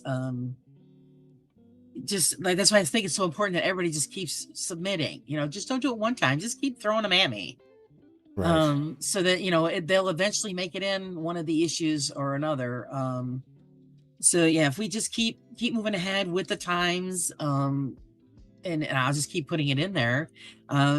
New ideas that somebody might have, like I said, like like Stephen's Corner, or it doesn't even have to be paranormal. You want to put in something about Bigfoot or UFOs or anything. Right. It's there's no limitations. I think the paranormal covers pretty much all of that wide spectrum. So, bless you, so that Thank you. we can continue to keep everybody's interest. Yeah. Speaking on that, are there any specific topics or themes that you plan to explore in your magazine or in your videos? Anything that you'd really like to? Yeah, you personally. Yeah. Me personally, not that's true. Yeah. Everything that I'm interested in is too far away. Yeah. Because like I'd love to be able to go to the UK. That would be my bucket list. But as far as, like I said, everything that I actually would like to get into or be able to see is out of my reach. Right. Yeah, I understand that. Driving all the way to Maine was no small feat, and it made, because when I got back, it was like, oh, I wish I got more B-roll. I should have got more B-roll. It's not like I can just drive an hour and a half or 2 hours away and get that. It was 16 hours, and it's like, I've got what I've got, so I better make it work. Right. Again, I've mentioned that I felt that you deserve more recognition. What about you? Are there any creators or channels that you believe deserve more recognition?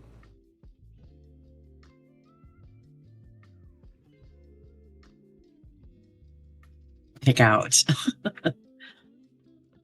It's kind of hard. Hey, because she's, well, Carla. Yeah, horror of horror. Yeah, I think Yeah. people need to start paying a little more attention to her. She's very serious about what she does, and she's got the hunger to learn Mm-hmm. and experience. And she's such a sweetheart. I think she needs a little more, community love and just to get her rolling. Yeah. Yeah, I agree with that. I recently discovered her channel, and I was surprised that, she didn't have at least 1,000 subscribers. I felt like, well, this is somebody who's, she's sharing what she loves. Yeah, she's not afraid to be herself in her videos. She's actually quite good at that. And I feel like that's kind of a hump a lot of people have a hard time getting over, but she did it so gracefully. She's just doing what she does.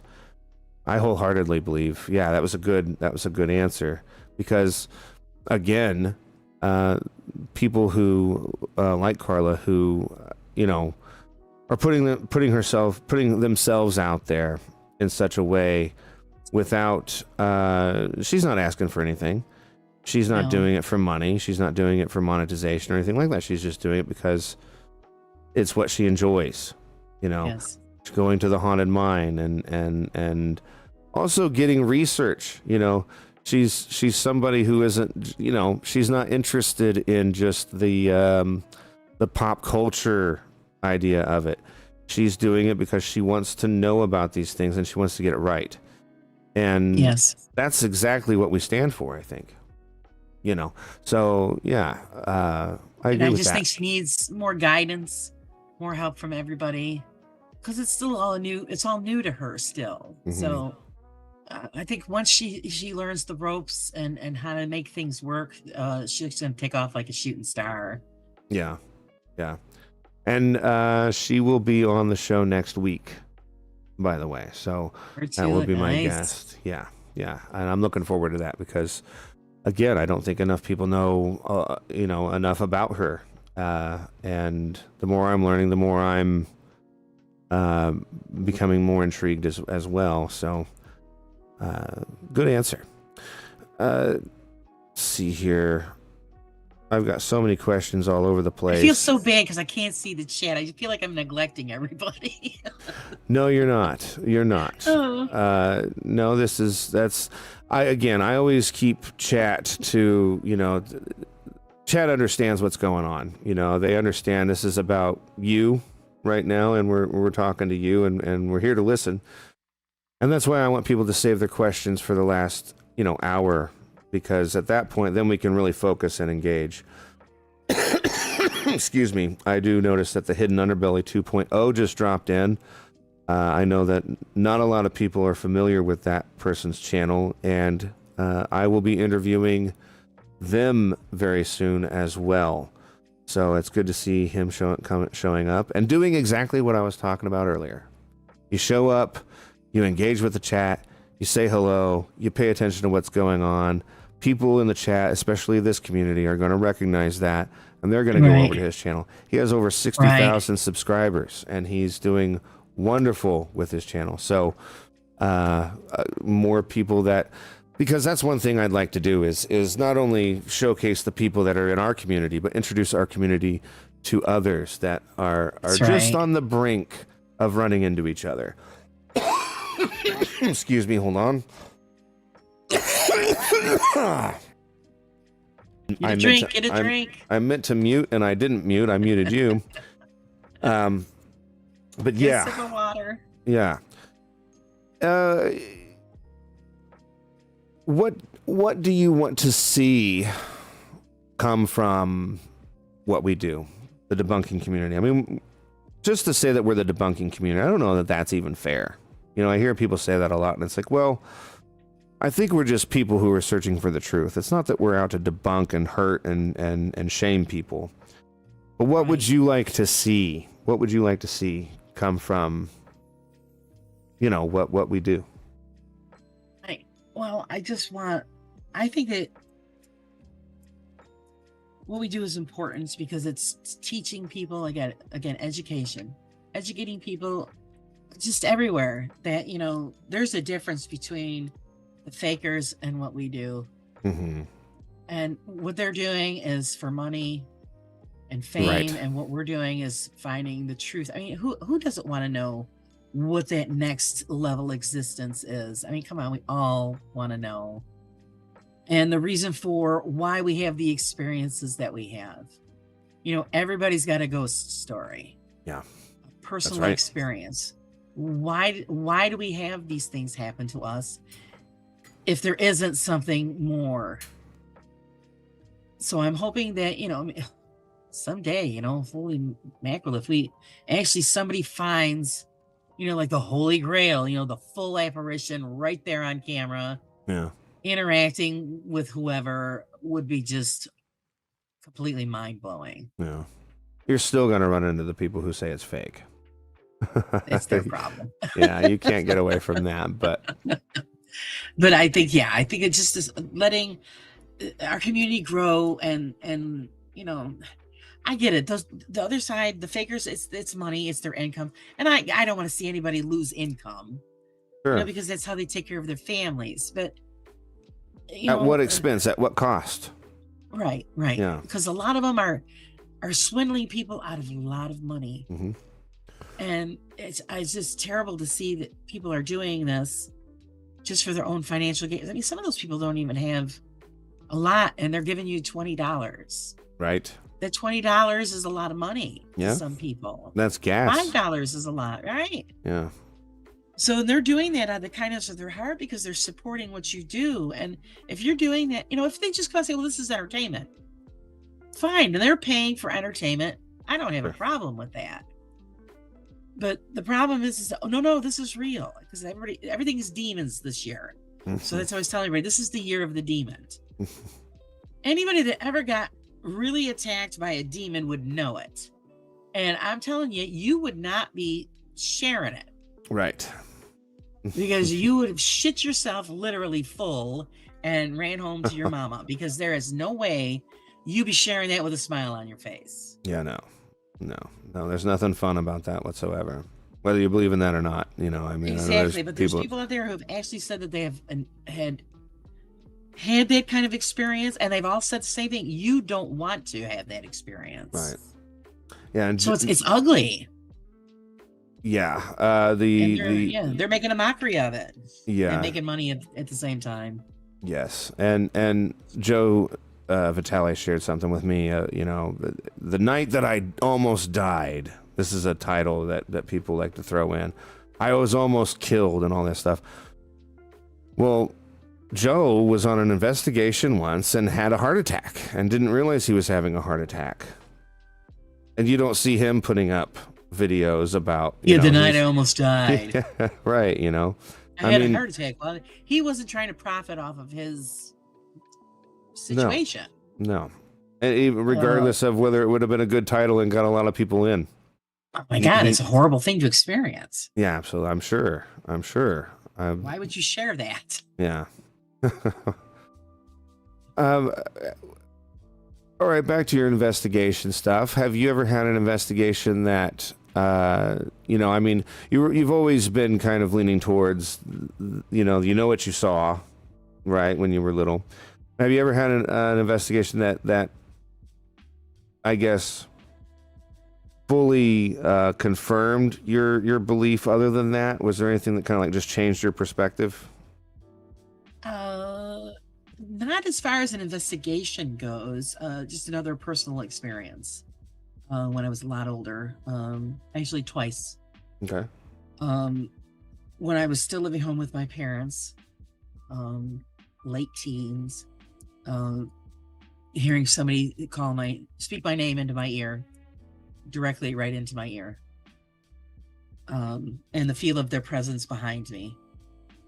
And then again, when I bought the home that I'm in now, several things have happened here. I've never investigated. That's a rule I won't break. Investigate my own home. But again, somebody saying my name into my ear. What? Right. That's gotta be bone chilling. I just take it like, oh, okay, and then just keep going. we've had the footsteps in the attic. A lot of my guests have stayed here, have heard that. But also, yeah, seeing things in the house itself. But like I said, I won't investigate here, and it's nothing malicious, but it's just letting you know that it's here. Right. And it is a male voice that I'm hearing in my ear. So whatever it's, whoever I should say, whoever it is male. Yeah. Yeah, that's fascinating. I've yet to hear something whisper in my ear that wasn't attached to somebody.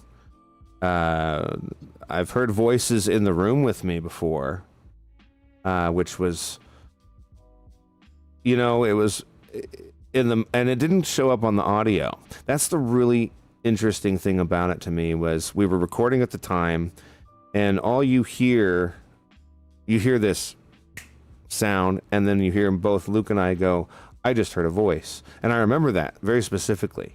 And it's like, why didn't that come through on the audio? Very frustrating. But I mean, it was in the room with us. It wasn't like we heard it from outside or we heard it from upstairs. Right. It was in the actual room, and so it was a different frequency that wasn't picked up by the video. Yeah. It kind of sounded like it was underwater, or through a wall of water, I guess is the best way I could explain it. But hearing something directly in my ear, oh man, like somebody was standing right next to me and just said my name right in my ear. I would love to experience that. I would love that. I know that probably seems strange to some, but gosh, if I could hear something like that. It's interesting. Yeah. I think it takes a little while to process it. Sure. Yeah. Okay. And I'd be like, all right, there's nobody here. Did that just happen? That's the thing that I often come to whenever I had any kind of thing happen where where it clearly did, but it's like, did that just happen? I know you mentioned the shape earlier. Are there any other creators that inspire you? Of course, Crow. I love what Crow does. Beardo. I like Beardo. Yeah, he's great. I like how he's very honest and just right there in your face. Mm-hmm. And whether you like it or not, sorry, that's just the truth. Yes. And he looks a million times better with his haircut. I was thinking that today. Sorry, Beardo. He's no like longer him without the dreads. He's no longer got a lopsided head. Yeah, I was never a fan of dreadlocks, and I think he looks so much better with it short. Yeah. Well, when you do something like that, you better be prepared to cut it all off or deal with it for a long time. Right. And dreads are not easy to keep and maintain. That's just not something that's fun to do. I've never heard anybody that had dreadlocks that were like, I love the fact that I still have these dreadlocks after 7 years on my head. Yeah. I've never heard that either, so. Yeah. I think it gets itchy and they never dry out, so they mold. Yeah, I've seen that. It's awful. Ooh. Yeah. Good on him. He looks like $1 million. Yeah. He looks great. Well, we are almost at the 2-hour mark, and I want to save some questions for the questions and call-in segment just to help keep things going. Okay. I want to encourage everybody now to start thinking of your questions and keep them ready. We are going to go to a break. I'm sure it's a well-deserved break for Laura. I appreciate you spending 2 hours with me sitting here, letting me interrogate the hell out of you. I know. It goes by quick, doesn't it? Yes, it does. So we're going to take a break for a bit, and when we come back, we will do our questions and call-ins.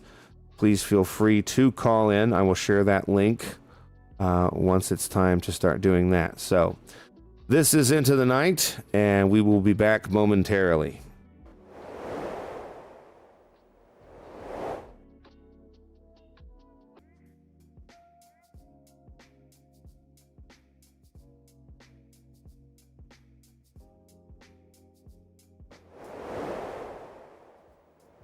Welcome back to Into the Night. I'm James Mitchell, and our guest tonight is the lovely Laura from Rawside Paranormal. I hope you all have been thinking about your questions. As you can see at the top of the chat, we have our link to StreamYard. That is how you will call in. If you would rather just put your question in the chat, you can do so. Make sure to use a capital Q, so that way I can identify what the questions are as I see them. It's sometimes a bit difficult to see everybody's questions, so remember, if you're typing in the chat, to put Q at the beginning.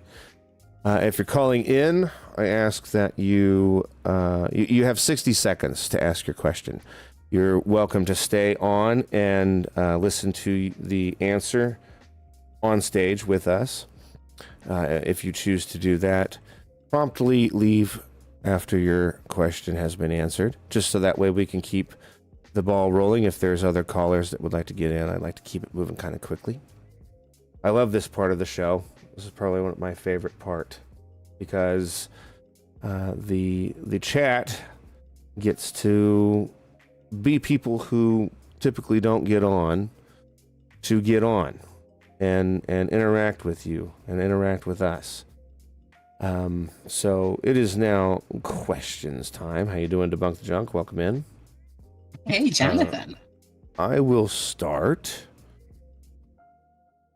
What was the most difficult decision you had to make when you were working on the first magazine?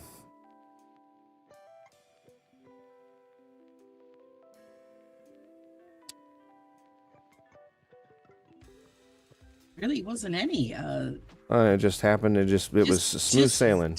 Like I said, I just jump in with both feet. That's how I do it.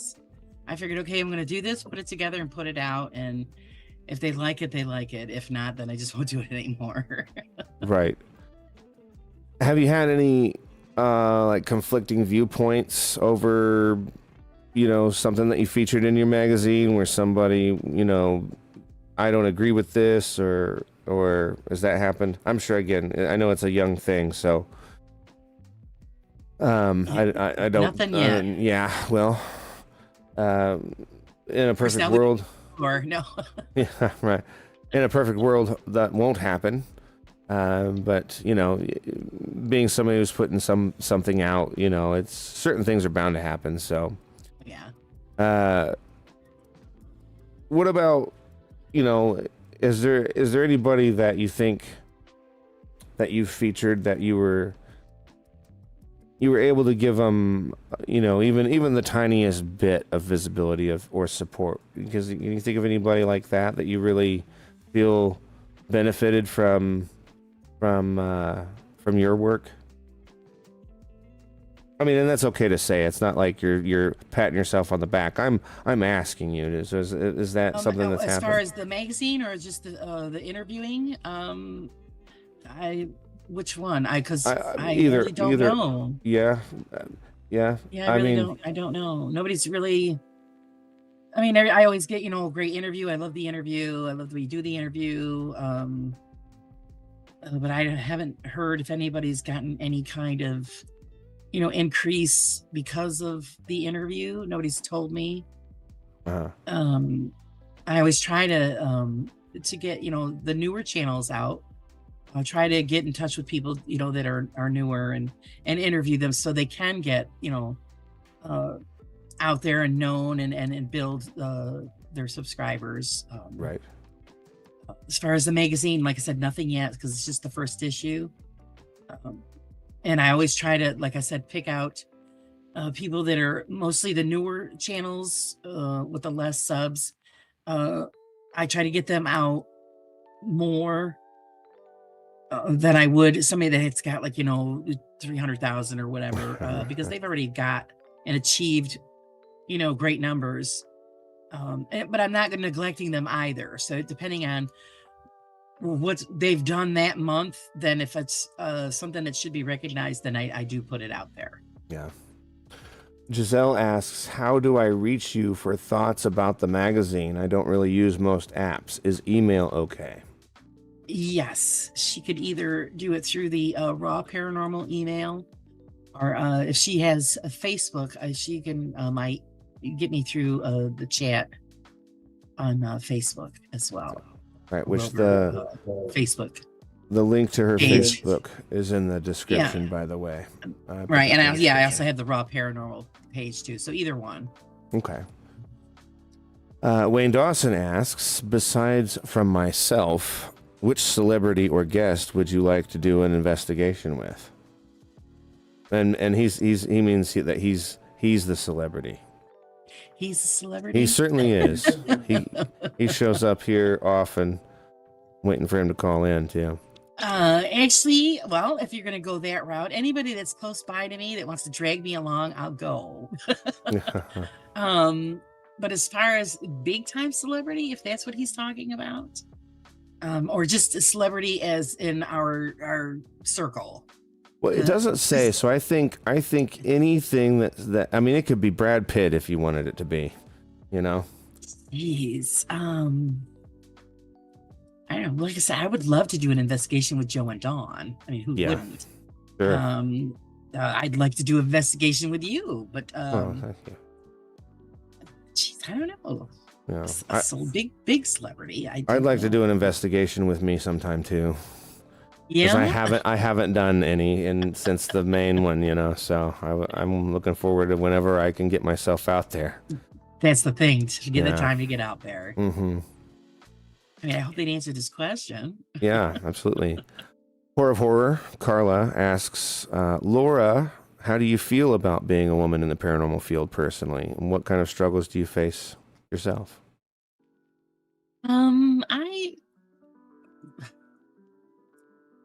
I don't think that we're noticed as much. Yeah.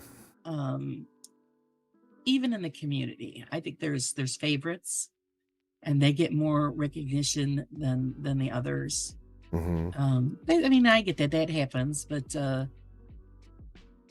don't know. I think it would be nice if there would be more recognition for what the women do and what we're contributing.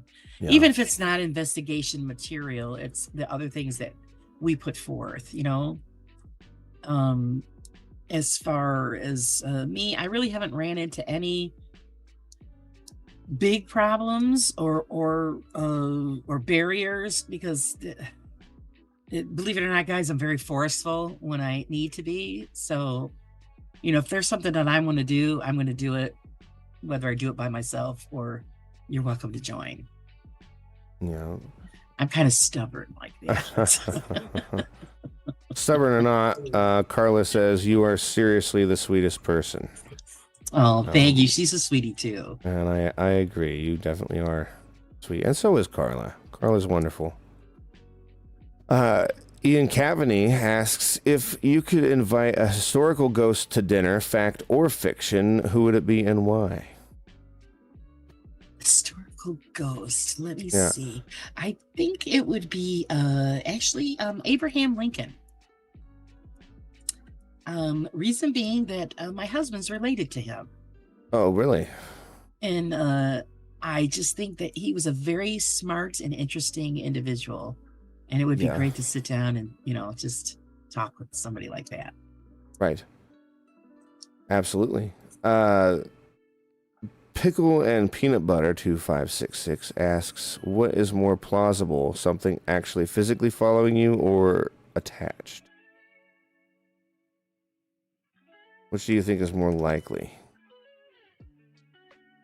I think something touching.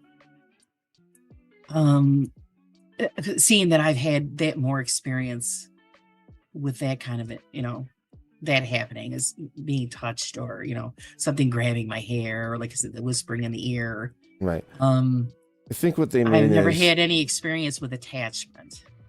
Yeah. Yeah. So I think what they're asking is, even though you haven't had that experience, and I know it's probably a hard question to gauge because I don't know how I would answer either, but if do you think it's more likely that something's going to follow you home and just kind of follow you home, or that something's going to attach to you, you know, and then kind of be more stubborn to get rid of? I think it depends on who you are, to be honest. Yeah, I think that's right. And how open you are to that kind of experience. some people are there's different levels of openness to I think, as far as something becoming following you home or attaching itself. Right. If you have, your guard is down in that aspect, I think it's easy for them to probably attach and hang out for a while. Right. Or if you don't, take certain safeguards. Most people, it's, the religious faith. And of course, being a minister, I have a very strong faith base. Right. So I believe that no matter where I am, I'm never alone. God is always with me. You know what? I completely forgot that you were a minister, and that could have helped shape some of my questions.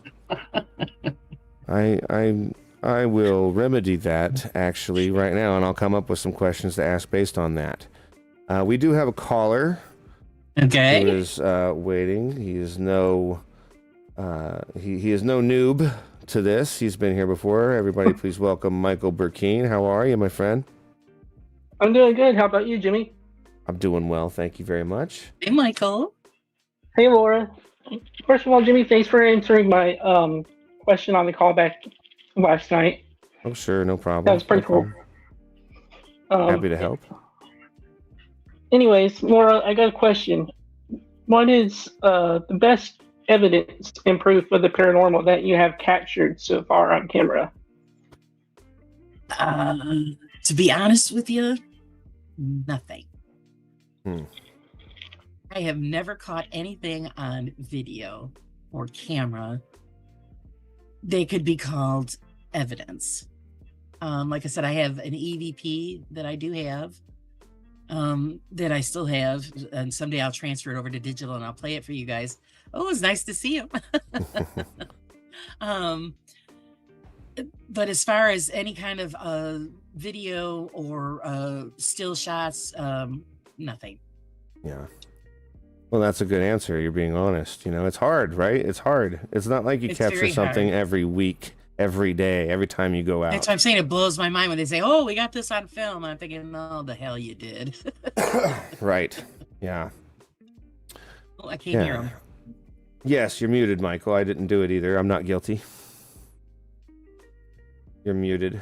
It looks like, I'm sure you can unmute yourself. But if she's answered your question, there you go. There we go. Then there you went. There you are. There he is. Sorry about that, guys. Sorry. That's all right. Anyways, thank you guys for answering my question. I'm sorry my phone was being weird. It's all right. It's all right. All right. Technical difficulties. It happens to the best of us. Yeah. Anyways, I just wanted to say thanks again for all the advice that you have given me and for making me feel welcome on the show. You guys rock, and I hope you guys have a great day. You too, Michael. Oh, hey, Michael, I made you a mod just to let you know. I did do it after the show last time. Yes. Thank you. I haven't figured out how to do it on the show, so I did it afterwards. Thank you very much. You guys are awesome. I love watching your channel. Well, we love having you. Yeah, I'm sure. You're welcome. Loves, yeah. All right, guys, I got to head back in. All right, brother. You have a good night. Thanks for the question. So, take it easy, guys. Later. You're welcome. All right, I always enjoy having Michael come up. He's a good kid. Very nice. Horror of Horror asks, Laura, will you be exploring any more cemeteries in the future? Yes, I will be. Okay. As soon as we have a free moment, I'm usually hopping in the truck with the camera and I go. I had to go back to the one that I've been working on because it's part of the thing that the video I want to put out. It's they call it our outdoor museum, and I want to showcase that. But I want to go up there. I've got a lot of still shots. Carla has seen some of the shots, but I want to do a full video through the whole place and then incorporate the shots with the video and then put it out for everybody to see. Oh, that'd be beautiful. Yeah, see, that's what I'm talking about. I want to see things like that. So, no pressure. I'm working on it. No pressure. I got my friend Bill saying, you really need to get going on that. I go, I know. Well, sometimes we need that push. Yeah, I deal with that with my friend Evan. Man, I've seen him pounding his fists on the table. You should have had all 3 episodes done before you released it, But sometimes the muse just doesn't work that way. Right. Yeah. Right.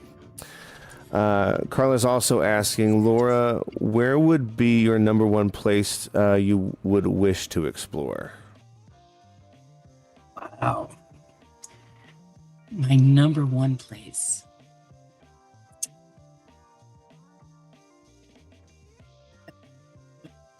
Anywhere is what she's pertaining to. Anywhere. Yeah. I would have to say, oh, geez. There are so many places. Money's no object. Buckingham Palace. Yeah, that'd be dope. That'd be pretty crazy. And I don't think that's been done, has it? As far as I know. Yeah. We'll have to ask some of our UK friends, but Right. you hear there's a lot of stories behind that place, and I would love to be able to wander through there with video, and excuse me. maybe the Queen's still hanging out. Bless you. Yeah. Thank you. Rob Linklater asks, what's your favorite film of all time, Laura? You're a lovely person. Thank you. Favorite film of all time. Wow, it's so hard. It really is, right? It's easier when you can There's so pick. many. Yeah, when you can pick a genre, I think that helps. You know. I'd have to say something that actually made me laugh. If it's something, because I like to laugh and I like to make people laugh, I would have to say Bruce Almighty. Oh yes. Yeah, that one's really never great. laughed so hard in a theater in my life. Right. And Steve Carell's such a good actor. The guy that hates him so much, Yeah. And that whole thing with him controlling him, that was so well done. Yes, it was. It was so perfect. Steve Carell's phenomenal. My stomach hurt so bad. I was even saying, please stop. Right. I was laughing so hard. Yeah. I haven't thought about that movie in forever. I'm glad you brought that up. It's so funny. Julie Jaya D asks, do you investigate alone, Laura? Never. Never. Never. It's usually my team is made up of me, my sister, and my brother-in-law, but their schedules are so tight. We just haven't been able to get together to go do anything. So if they're not available, then my husband is with me.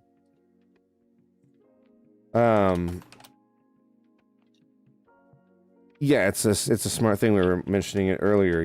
Don't go somewhere alone, because you never know what's really going on there, and the living are far more scary than the dead. Yes, and that's something that you can run into, and have a plan in case that happens. Yeah. Not seldomly does anything always go according to plan, but come up with a good plan. Ask questions. Well, like the last place I went to was checking out a Revolutionary War cemetery, and it was in the middle of nowhere. I mean, literally nowhere. Mm-hmm. And it took a while to get there. And if I was there by myself, I think there would have been issues, because I think we drove past the man who was living in his car in one of the pull-off areas on a seasonal road. So, a woman on a seasonal road, miles in the middle of the forest by herself, is not a good idea. Yes, no, bad idea. Yeah.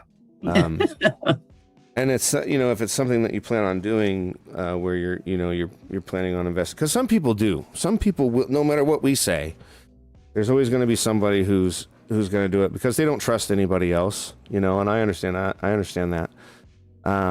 Have a plan and ask other people what they did in those situations, or if they've ever been in those situations. What did you do? To can help you come up with a good escape plan if you need to, or at least be able to take control of the situation. Pickle and Peanut Butter is asking, why investigate? If you're a believer because of an experience, then why investigate? Of course, they're asking, he says, I ask respectfully and curiously. Because there is actually really no definite proof out there. Mm-hmm. Everybody has their experiences, but I mean, how are you going to prove that to people? Right. So when we have our own experiences, maybe if it's even in our own home or on a location, but if you don't have the camera ready, and like I said, I've taken video and all of that, and I don't post anything because there's nothing to post. Mm-hmm. And who wants to sit through an hour or two of just, you sitting in a room and it's dark and there's nothing going on? I think it's just a waste of time. Yeah. If there was something that showed up that was questionable, then yeah, post the video. But when you just got dead air and dead space, it's just kind of a waste of time. Yeah. But we're all looking for that one, even if it's just, you see half of a person, or, a hand, a foot, something, just something that'll show up. Yeah. Just to prove that what we've been chasing is there. Right. Right. Bottom line is it could be all just bullshit and we're all crazy, to be honest. Yeah. Well, I think there's also a rush. There's also a rush when you do find something. Yes. Yeah. And of course we are by nature adrenaline junkies. It's just something that we want to experience. So capturing an EVP, I'm sure, like you said that you've mentioned, you captured an EVP. When you found that, I can relate. To me, my stomach dropped. And I'm, oh my God. I'm like, it's out there, it's. Yeah. So there's definitely a rush involved. Yep. Cheryl King asks, does being a minister have any drawbacks with the paranormal? No, because I'm an independent. I don't follow the rules and regulations of one denomination. Mm-hmm. I have my own thoughts about all of that. I consider myself spiritual, not religious. Right. Because I think religion is corrupted by man. There is. I agree with that. And he's the one that can corrupt the teachings of God. And what we're supposed to, it's pretty simple, guys. You do unto others as you would have done unto you. That it's pretty easy. And religion, I think, makes it a little more difficult, a little more restricting. So many rules, and there's only 10 rules that we're supposed to follow. Right. Yeah. Where did the rest of these rules come from? And I tick a lot of people off with that, but that's just, this is what I think. There's a truth, a little bit of truth is in each religion. And I think it's very important that everybody opens up their minds and gets a wider view of what's going on. Yeah. And I think you'll determine and you'll realize what's right and what's wrong. Yeah. It doesn't take somebody who you don't need a college education in theology or something like that to look at the different, religions and find the parallels and say, this part is interesting, and then notice what differences there are and things like that. Really, it's just, I think, not to get too into it, but the relationship between you and whatever it is for you, so. That's right. That's why normally, even though, yes, I do carry the title, and I do practice, I marry people, I counsel people, funerals if I'm asked. But the thing is that I don't really discuss religion unless somebody actually comes to me and asks certain questions. Then, I answer the best that I can. Right. I'm not like, the good Baptists who remember word for word, because I do have memory issues with my medical conditions. So there are some times where I go, oh, gee, wait, I got to look that up because I don't remember, or, so it's not a word for word thing, but I do, I don't force anything on anybody. Right. Because I wouldn't want it forced on me. Right. I suffer from memory issues too, but they're more, plant-based memory issues. I suffer from fibro fog. That's what they call it. Oh, okay. Yeah. Horror of Horror, again, she's asking, Laura, what is your favorite pastime outside of YouTube? What do you like to do when you're not encouraging everybody else and showing up in everybody else's lives? I am a very creative and artistic person. Mm-hmm.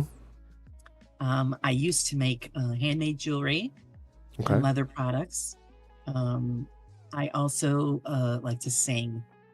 Oh, do you? So I do a lot of that stuff. What's your favorite song to sing? What's something that you love singing? Well, I'm more towards the bluesy end. Okay. I love Rhythm and I love the blues. I love that. I love that. Speaking my language But here. I think it's my favorite group to sing to is Journey, because Yeah. Steve Perry has the most phenomenal voice. Mm-hmm. It's just, it's just amazing. Yeah. Speaking of blues, are you a Tom Waits fan? You know who Tom Waits is? No. He's very gravelly, almost Louis Armstrong. But he's an old white guy, and he's been around for a long time. If you ever get a chance, check him out on David Letterman. Some of those are some of the best performances, and they're immortalized, so they're worth watching. Probably know who he is. I just don't recognize the name. Yeah, he played Renfield in Bram Stoker's Dracula, and he was in a movie called Coffee and Cigarettes. His background is deep. We have again a revisit from our caller Michael Burkeen. How you doing, my friend? Hey. Welcome back. I'm doing good. I just wanted to tell everybody I can use this app correctly. It was the phone's fault, not mine. We believe you. We believe you. It must be paranormal. Anyways, yeah, we can debunk that one though. Yeah. Anyway, how would you go about blessing a Native American conical mound if you had, in fact, discovered one out in the woods? Yeah. Actually, I always recommend to people to find the local Native American tribesmen and have them take care of it, because there's different rituals and procedures that they perform. They would bring whatever is going on to peace, whereas it was just a regular lay person, it isn't the same. Because if I had a niece who actually had a similar problem, and the home that they lived on was in an Indian burial ground. Right. And I told them to contact. I told them to contact the local Indian tribes and have them send out their shaman or whoever. Very good. That's cool and good advice. I was Googling images and the small mounds, and you could look at it and tell that it's exactly just like those mounds and everything. So, okay. Thank you again for the advice. Oh, you're very welcome. And thanks again, Jimmy, for letting me up here. You guys rock. No problem, brother. Thank you. We've got another caller here. Someone else who's no stranger to the show. Everybody welcome in Wayne Dawson. How you doing, my friend? Hello, Wayne. Hello, Laura. How are you, Jimmy? All right? Hey there. Love that shirt. Thanks. I love it too. Got a question for Laura. Yes, I do.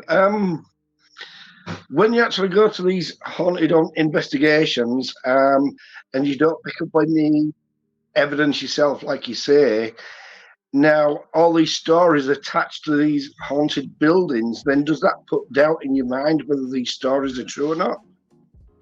No. Oh, first, I love your accent. Is it Yorkshire? I do too. Ooh, love it. No, because I know, and like most people know, who've done it for a long time, the paranormal doesn't happen like a circus act. You know, they don't perform when you want them to. So you might have to go several times before you can even get anything. Some people, it could be days, months, weeks, years. Mm-hmm. Unfortunately, but that's just how it is. Or a lifetime. They don't perform on call. Yeah. I mean, we heard all these stories, but we never get the evidence, right, unfortunately. And that's the sad part. And it can be disheartening, but I think if you still have that drive for that mystery, and I think that's what keeps us going.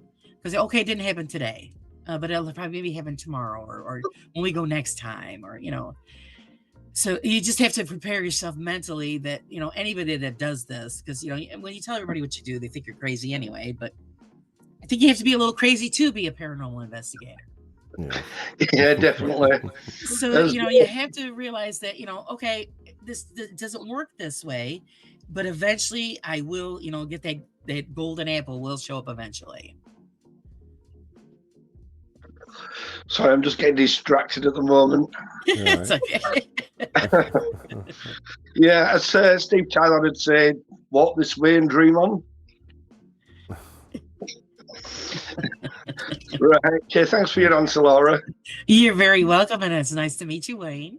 Yes. You too, love. Thanks for calling in, Wayne. I appreciate you very Cheers, much. Bye, All right, my all. friend. See you later.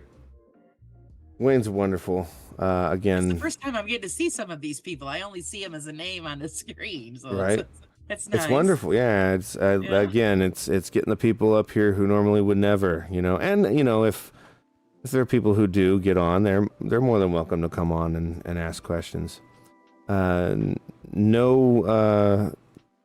there's no reason not to have anybody come up until they give me a reason. Pickle and Peanut Butter is asking, have either of you investigated any locations in Cali? No. Yeah, same. Nope. I'm so new to it all. I've gone the other direction. I went to Maine, did an thorough investigation there, but I plan on hitting some places up here in Indiana. I have no plans for doing anything in California. Not to say I wouldn't. Yeah, traveling for me is very difficult. So the furthest I've ever done anything is about 200 miles away from where I live.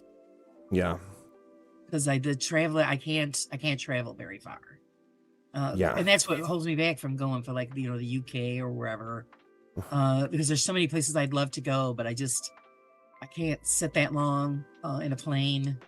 Oh, of course I won't get on a plane. Yeah, that's right. the number one big problem. Yeah, and chicken. I tell you, once you do it once, it'll help. I think there's medication that you can take to help kind of chill you out too, and I think it's over the counter stuff too. I don't think you have to go to a doctor for it. But sledgehammer, it's fine. Yeah, you're right. Knock me out. Returning another question, Pickle and Peanut Butter is asking, at the end of the day, is the Scully and Mulder method the best? Just a flashlight and your senses? You have one person who believes, one person who doesn't. Do you think that's the best way to go? I think that's a very strong way to go about it. You have somebody who's keeping your feet on the ground, and you have somebody who's adamant that it's real. What do you think? Well, I don't believe in the flashlight method. Yeah. I just think that your common sense, and it's just which is you can feel your senses, use all your senses, and your cameras and just a digital recorder. And like I said, my first one was just a cassette recorder and a Polaroid. So that was bare bones back then. And right. If I can manage to catch something on a tape, what do you need all that extra flash and color? Right. I mean, if that's what you like to use, that's great. And like I said, if I do get some of that stuff, I'm going to test the crap out of it first before I even put any kind of faith in it. But that's all part of the experiment. Yeah. Yeah. I'm asking, how has your experience as a minister influenced your approach to investigating paranormal phenomena? I just think it's because like I said, wherever I go, I know that God's with me. So, I always have that support. I know that it's a big taboo that you're not supposed to. But that's what some believe. I believe if those questions wouldn't be out there, it's human nature. Yeah. So no matter what title you hold or what you're doing, if you have that drive to find out the answers to those questions, then go for it. Look for them. Yeah. And I there is a common misconception where you hear about, like you said, it's something that you're not supposed to do. And it really doesn't say that. What it says is that you shouldn't. You shouldn't. And the word shouldn't is definitely different. It's not saying don't. It's just saying, you probably should not do that. But I don't think there's anything wrong with it, especially because it words it in such a way. Well, I think it just depends on what denomination you're following, because yes, that's true. Some that will downright say, no, you do not do this. Yeah, because you're that is true. opening up something that shouldn't be opened. Mm-hmm. Yeah. And I just think that's a fear tactic. I mean, we're not out there doing satanic rituals. God, I hope none of you are not doing any of that. But yes, it doesn't say that. There is nothing in there saying that you're not allowed to look into it, right? To search it out. I mean, not for nothing, you see that, when, it says there, Jesus has risen, and he was talking to them, to his disciples. He was talking to people. So was that wrong? Because he was in spirit then. So, right. I mean, all the visions that some people have of the Blessed Mother, are they wrong because they had these visions and they spoke to her? You don't hear anybody say anything about that. So right.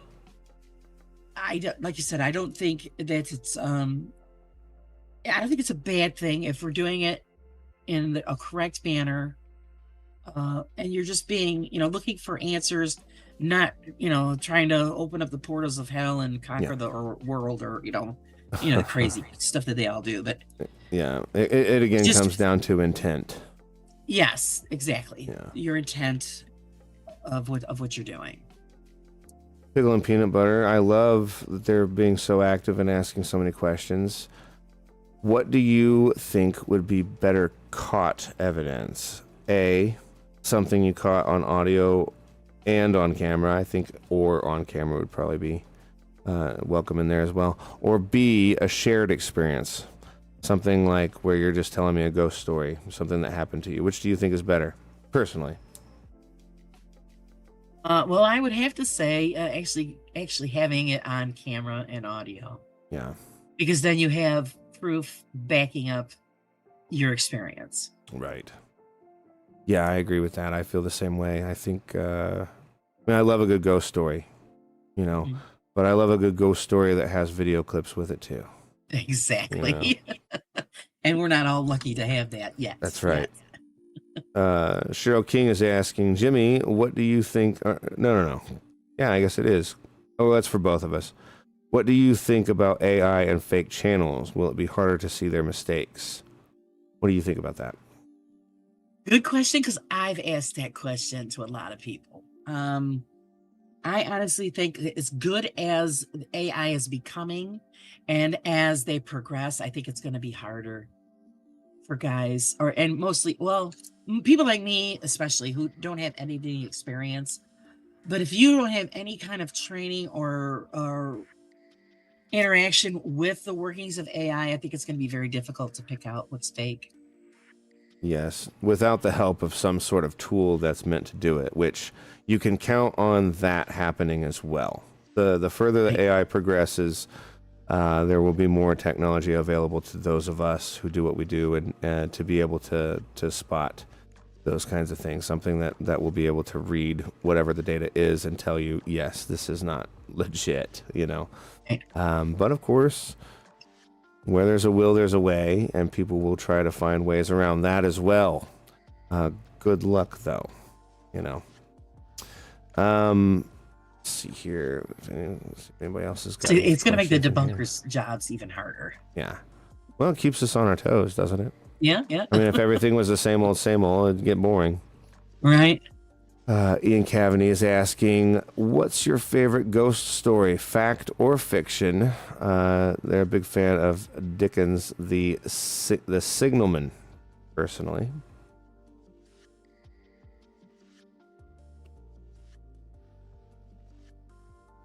I have to see Ebenezer Scrooge. A Christmas Carol. That's a good answer. I watch that every year. I pop in the DVD. I watch it every year. Patrick Stewart version. Okay. That's well, the Patrick Stewart version. That's the one that's the Muppets.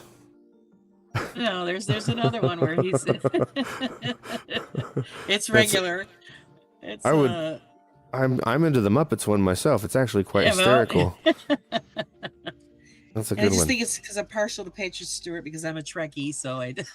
No.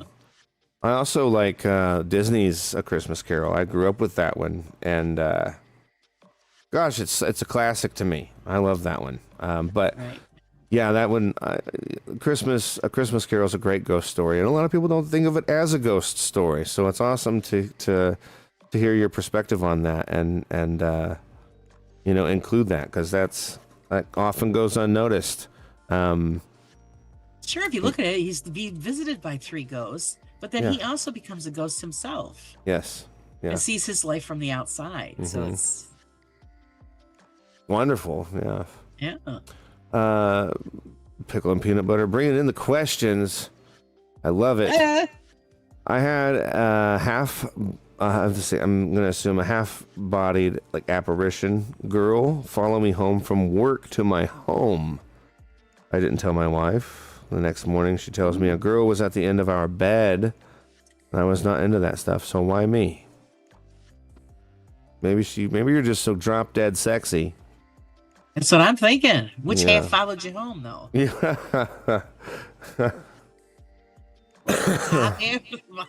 Yeah. Good question, and that's something I don't think we can answer, because we're not in that situation, and she picked you for a reason. Mm-hmm. Yeah, she did. That's an awesome story. I encourage you to get into my Discord and write out some of your ghost stories for me, and I'll read them live on my other stream, the Just Chatting stream, whenever I have those. Tonight it's going to be another community game night, as I was kind of knocked off kilter with the way I've been rolling with things. But again, and you're welcome to join us too, Laura, if you want to. Gee. Anybody's welcome to come in. It's a great time. Have you ever had spiritual beliefs that conflicted with the findings or experiences you've had during investigations? No. Yeah. Yeah, that's... You answered that so quickly and so confidently. I love it. And just so easily. Just... Nope. Next question. What about any experiences where your ministerial background provided some insights or approaches to a particular case you were working on? Anything like that? Oh, not really, because I've never... I don't do any residential stuff, so I think if I did residential things, it would be different. I have done house blessings. Okay. But as far as house residential investigations, no, I've never done any of those. Yeah. Because it's a long-term commitment. Mm-hmm, mm-hmm. I mean, it's not like you just go in there and do hubba dubba dubba and you're all done and, do some filming. I mean, you have to be committed to those people for follow-ups, things going on, and, it's a traumatic thing to deal with, and it's a lot of time. Yeah. Yeah. How do you reconcile the concepts of the afterlife and spiritual realms from a religious perspective with evidence that you have found? How do you deal with that? You know what? It's pretty easy for me because, like I said, I'm very open-minded about pretty much everything. So, like I said, I believe that most people, the ones that don't believe in paranormal, believe that this life is the only thing we have left, and it's that we're done. Mm-hmm. I believe that we evolve into a higher form of energy, and so that's why I think it's possible that if they can manipulate equipment, that they would have the capability to do it. Right. It might take up a lot of the energy, but I think that's what we turn into, is like pure energy. Yeah. And that energy would have the ability actually to manifest itself into what it wants. So if you're going to believe in angels come down as a manifestation of that pure energy. Right. So it's, I always lean more towards the scientific and open-minded end of things as far as all of that stuff goes, because you kind of have to. Right. Absolutely. Now, has your experience with the paranormal affected your personal faith? And I don't mean in a negative way, just at all. No. Has it confirmed or made it stronger? Have you had any kind of that kind of Well, I do know reaction or that response? there are times where I did feel very unease feeling if it was at places that I've gone to. You feel that heaviness, weighted down. And then I do say prayers to myself as I'll be walking around, and then I could feel the room become lighter, less heavy. So I do rely on that, like I said, as a form of protection. But Yeah. otherwise, it's I just, like I said, just go in and do what I got to do. Right. Cheryl King is asking, do the two of you believe in demons? I'll let you answer first. I can't say I do, and I can't say I don't, because I've never experienced it. And I think if I say I don't, that is closing the door on something that I don't understand. Right. I would say I do. I have had nothing paranormal, more psyche related things happen, which I'm still dealing with those things. But a lot less now that I've changed the shift of of where I'm projecting my light or positivity, the way I've kind of adjusted the way I think about things, and since I've done that, that has helped a lot. But yeah, I've seen some pretty interesting, well, not interesting, just downright scary things, and so I do believe in them. What they are exactly, I don't know, but and I can't pretend to. But yeah, I would say I do believe in that. Of course, I believe in angels, and I believe in God, and all of that. And I think if you truly believe in God, and this is just me, and feel free to disagree, but I think that those things kind of go hand in hand. I don't think you can have one without the other. Well, yeah, But there's again, good and there's evil. Yeah. So, I mean, I do believe there is evil. Whether we label a demon, okay, but I Right. mean, we don't. I just don't know. So, Yeah. When you can't see it, you don't know what it is. Yeah. so what do you call it, right? Right. Yeah. Pickle and Peanut Butter, bringing it in with more questions. Do you do a walkthrough before an investigation during the day to check for safety, structure, or squatters? This is something we touched on earlier, but feel free to answer. Yes, always. Yeah, I always do that. And also what I like to do is, this is where the K2 meter comes in handy. I go through, seeing that, my family and I, we all have, contracting backgrounds, Mhm. so I was always taught about all of these things. I go through and I check for EMF, what's being put out. So as far as, the house is supposed to be shut down, and if we're picking up anything, I like to record all of that to see what's live, what's not live, what we're picking up. Yeah. Because it could be something underground for all we know. You don't Right. know. Same thing as far as just I know a lot of people might say it's weird, but I like to sit in the space and just be quiet. Mm. And this is where you're going to pick up all of the natural sounds from the house or the structure and the surrounding area. Yeah. So that when you're doing an investigation, if something's creaking or whistling, you're going to know the difference. Oh, was that busted window, or there's squirrels, or Right. Okay, Yeah. so this way you can determine if it's a new sound or a sound that you've already heard. Yeah. That's. And I'm big on temperature readings as well. Yeah. Yeah. Yeah. Good answer. Definitely something that you should do is learn the house. And how Just it sit there. sounds. Yeah. And become part of the house and listen. Yeah. And that's why I'm saying it's so important for your own senses to you trust those over everything else. And like I said, most of the time it's squirrels, raccoons, bats, whatever, birds. But Right. at least you'll recognize those sounds. So when you go back to do the investigation, you could check that off the list. Yeah. Pickle and Peanut Butter is asking, do you find it amusing that people put rules on ghosts? Example, no, orbs aren't real, etc. Right. Orbs and stuff, I believe, a lot of times is dust. Yeah. I have a hard time with Or orbs bugs. myself. But as far as there can be orbs, I do think there can be. If you could find a specific situation where you catch an orb and it has a certain direction or pattern that it's following, I mean, dust just goes where dust goes. Bugs fly where they fly. Right. But if you see something that actually has,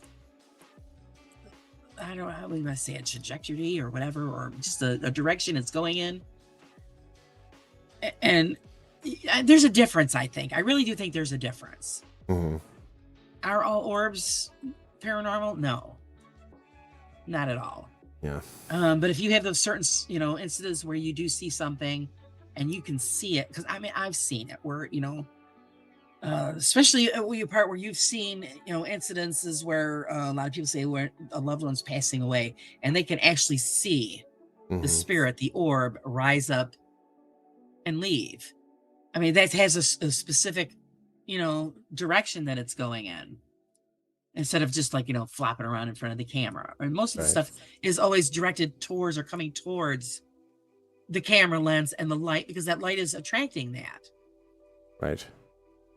So I just think you have to determine, it's pretty much your own judgment. Yeah. Yeah. Oh, we've got a couple more questions here, and then we're gonna say goodnight, as we are working on 3 hours, but we've got enough time for just a few questions here.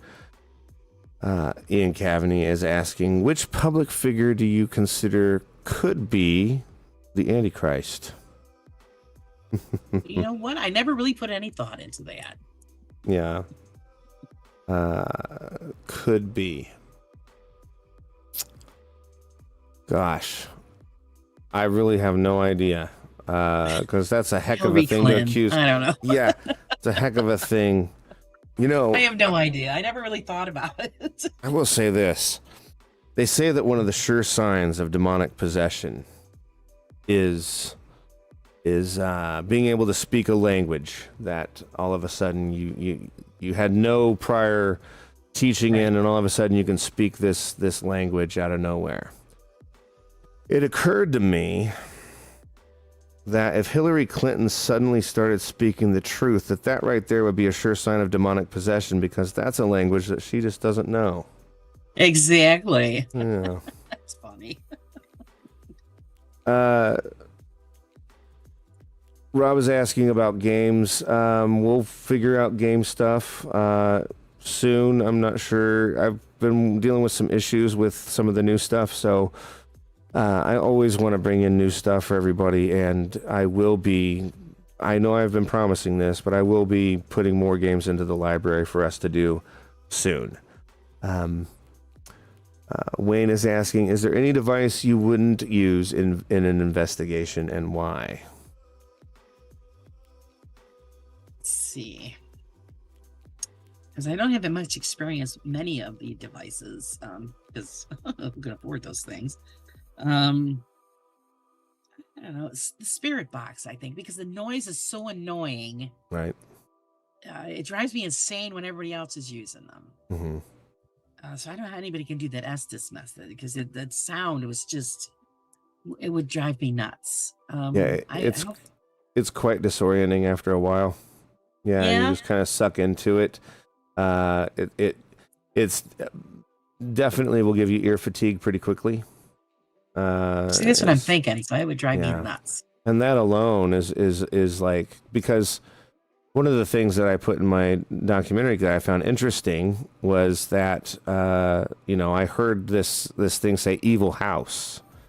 I remember hearing that when I was there, but when I went back and listened to it, because I had recorded it as well, all I heard was evil. So I don't know where house came from, and the only thing I can think of is that ear fatigue from sitting there doing that, which could definitely taint your investigation and what you're doing. Yeah. Michael Burkina is asking, do you think ghosts have cold feet? To be perfectly honest with you, I don't think ghosts have feet at all. I've seen most of them float. I don't know, to be honest. Yeah. I don't know. All right, we've got one more question here. Are ghost tours a good idea when trying to catch evidence? I think no, because there's too much going on. Yeah, Too much I agree. noise, too many people. I think it takes away from what you're trying to discover. Right. I always prefer people when they do investigations, smaller groups. Mm-hmm. You know, 4 people tops, because you could split up. But when you get into the larger groups, there's too many Yeah. chances you could get contamination. Yeah, totally. Too many variables happening. Yeah. All right. There is, for Alien, I believe that they want to be involved in the game night as well. So they're asking, and I don't mind answering this, can the games be played on tablet, phone, or PC, which is better? Personally, you're going to need, the way that I look at it, you're going to need 2 screens. You're going to need one screen that you can watch, and then one screen that you can interact with, be it your phone or your tablet. Or personally, if it were me, I would be on my Roku watching, while if I had a tablet big enough, I would be engaging with the tablet. So if you have a PC and a tablet or something like that, that will work fine too. Just a heads up. Well, it's been great. It's been great. And I enjoyed appreciate you myself coming a on. great deal. Good. Yeah. Again, you deserve a spotlight, Laura. You are a Thank you. You are a light in the darkness. Not to be too cheesy or poetic here, but I think that you deserve a lot more love, and I highly encourage anybody that's here that is not subscribed to Laura. Her links are in the description, so please go show her some love. And hopefully I can have you back on sometime. We'll talk about your magazine even further once it's been out for a little bit longer, and we can maybe answer some of those questions that you didn't have answers for yet. See what happens. Yeah, I'm looking forward to it. I think you guys are going to like the next issue. Yeah, and I enjoyed everybody's questions, and thank you everybody for hanging out with us. Yeah. And then anybody that wants to submit anything, just remember, just hook up, with the links, and I'll answer your questions and take whatever you got. Right. Let's fill the pages. And thank you, Jimmy. I had a ball. Me too. I love doing these interviews. Ladies and gentlemen, this has been Into the Night. My guest has been Laura Wilbur from Rawside Paranormal. And until next Tuesday, this is James Mitchell signing off. See you next time.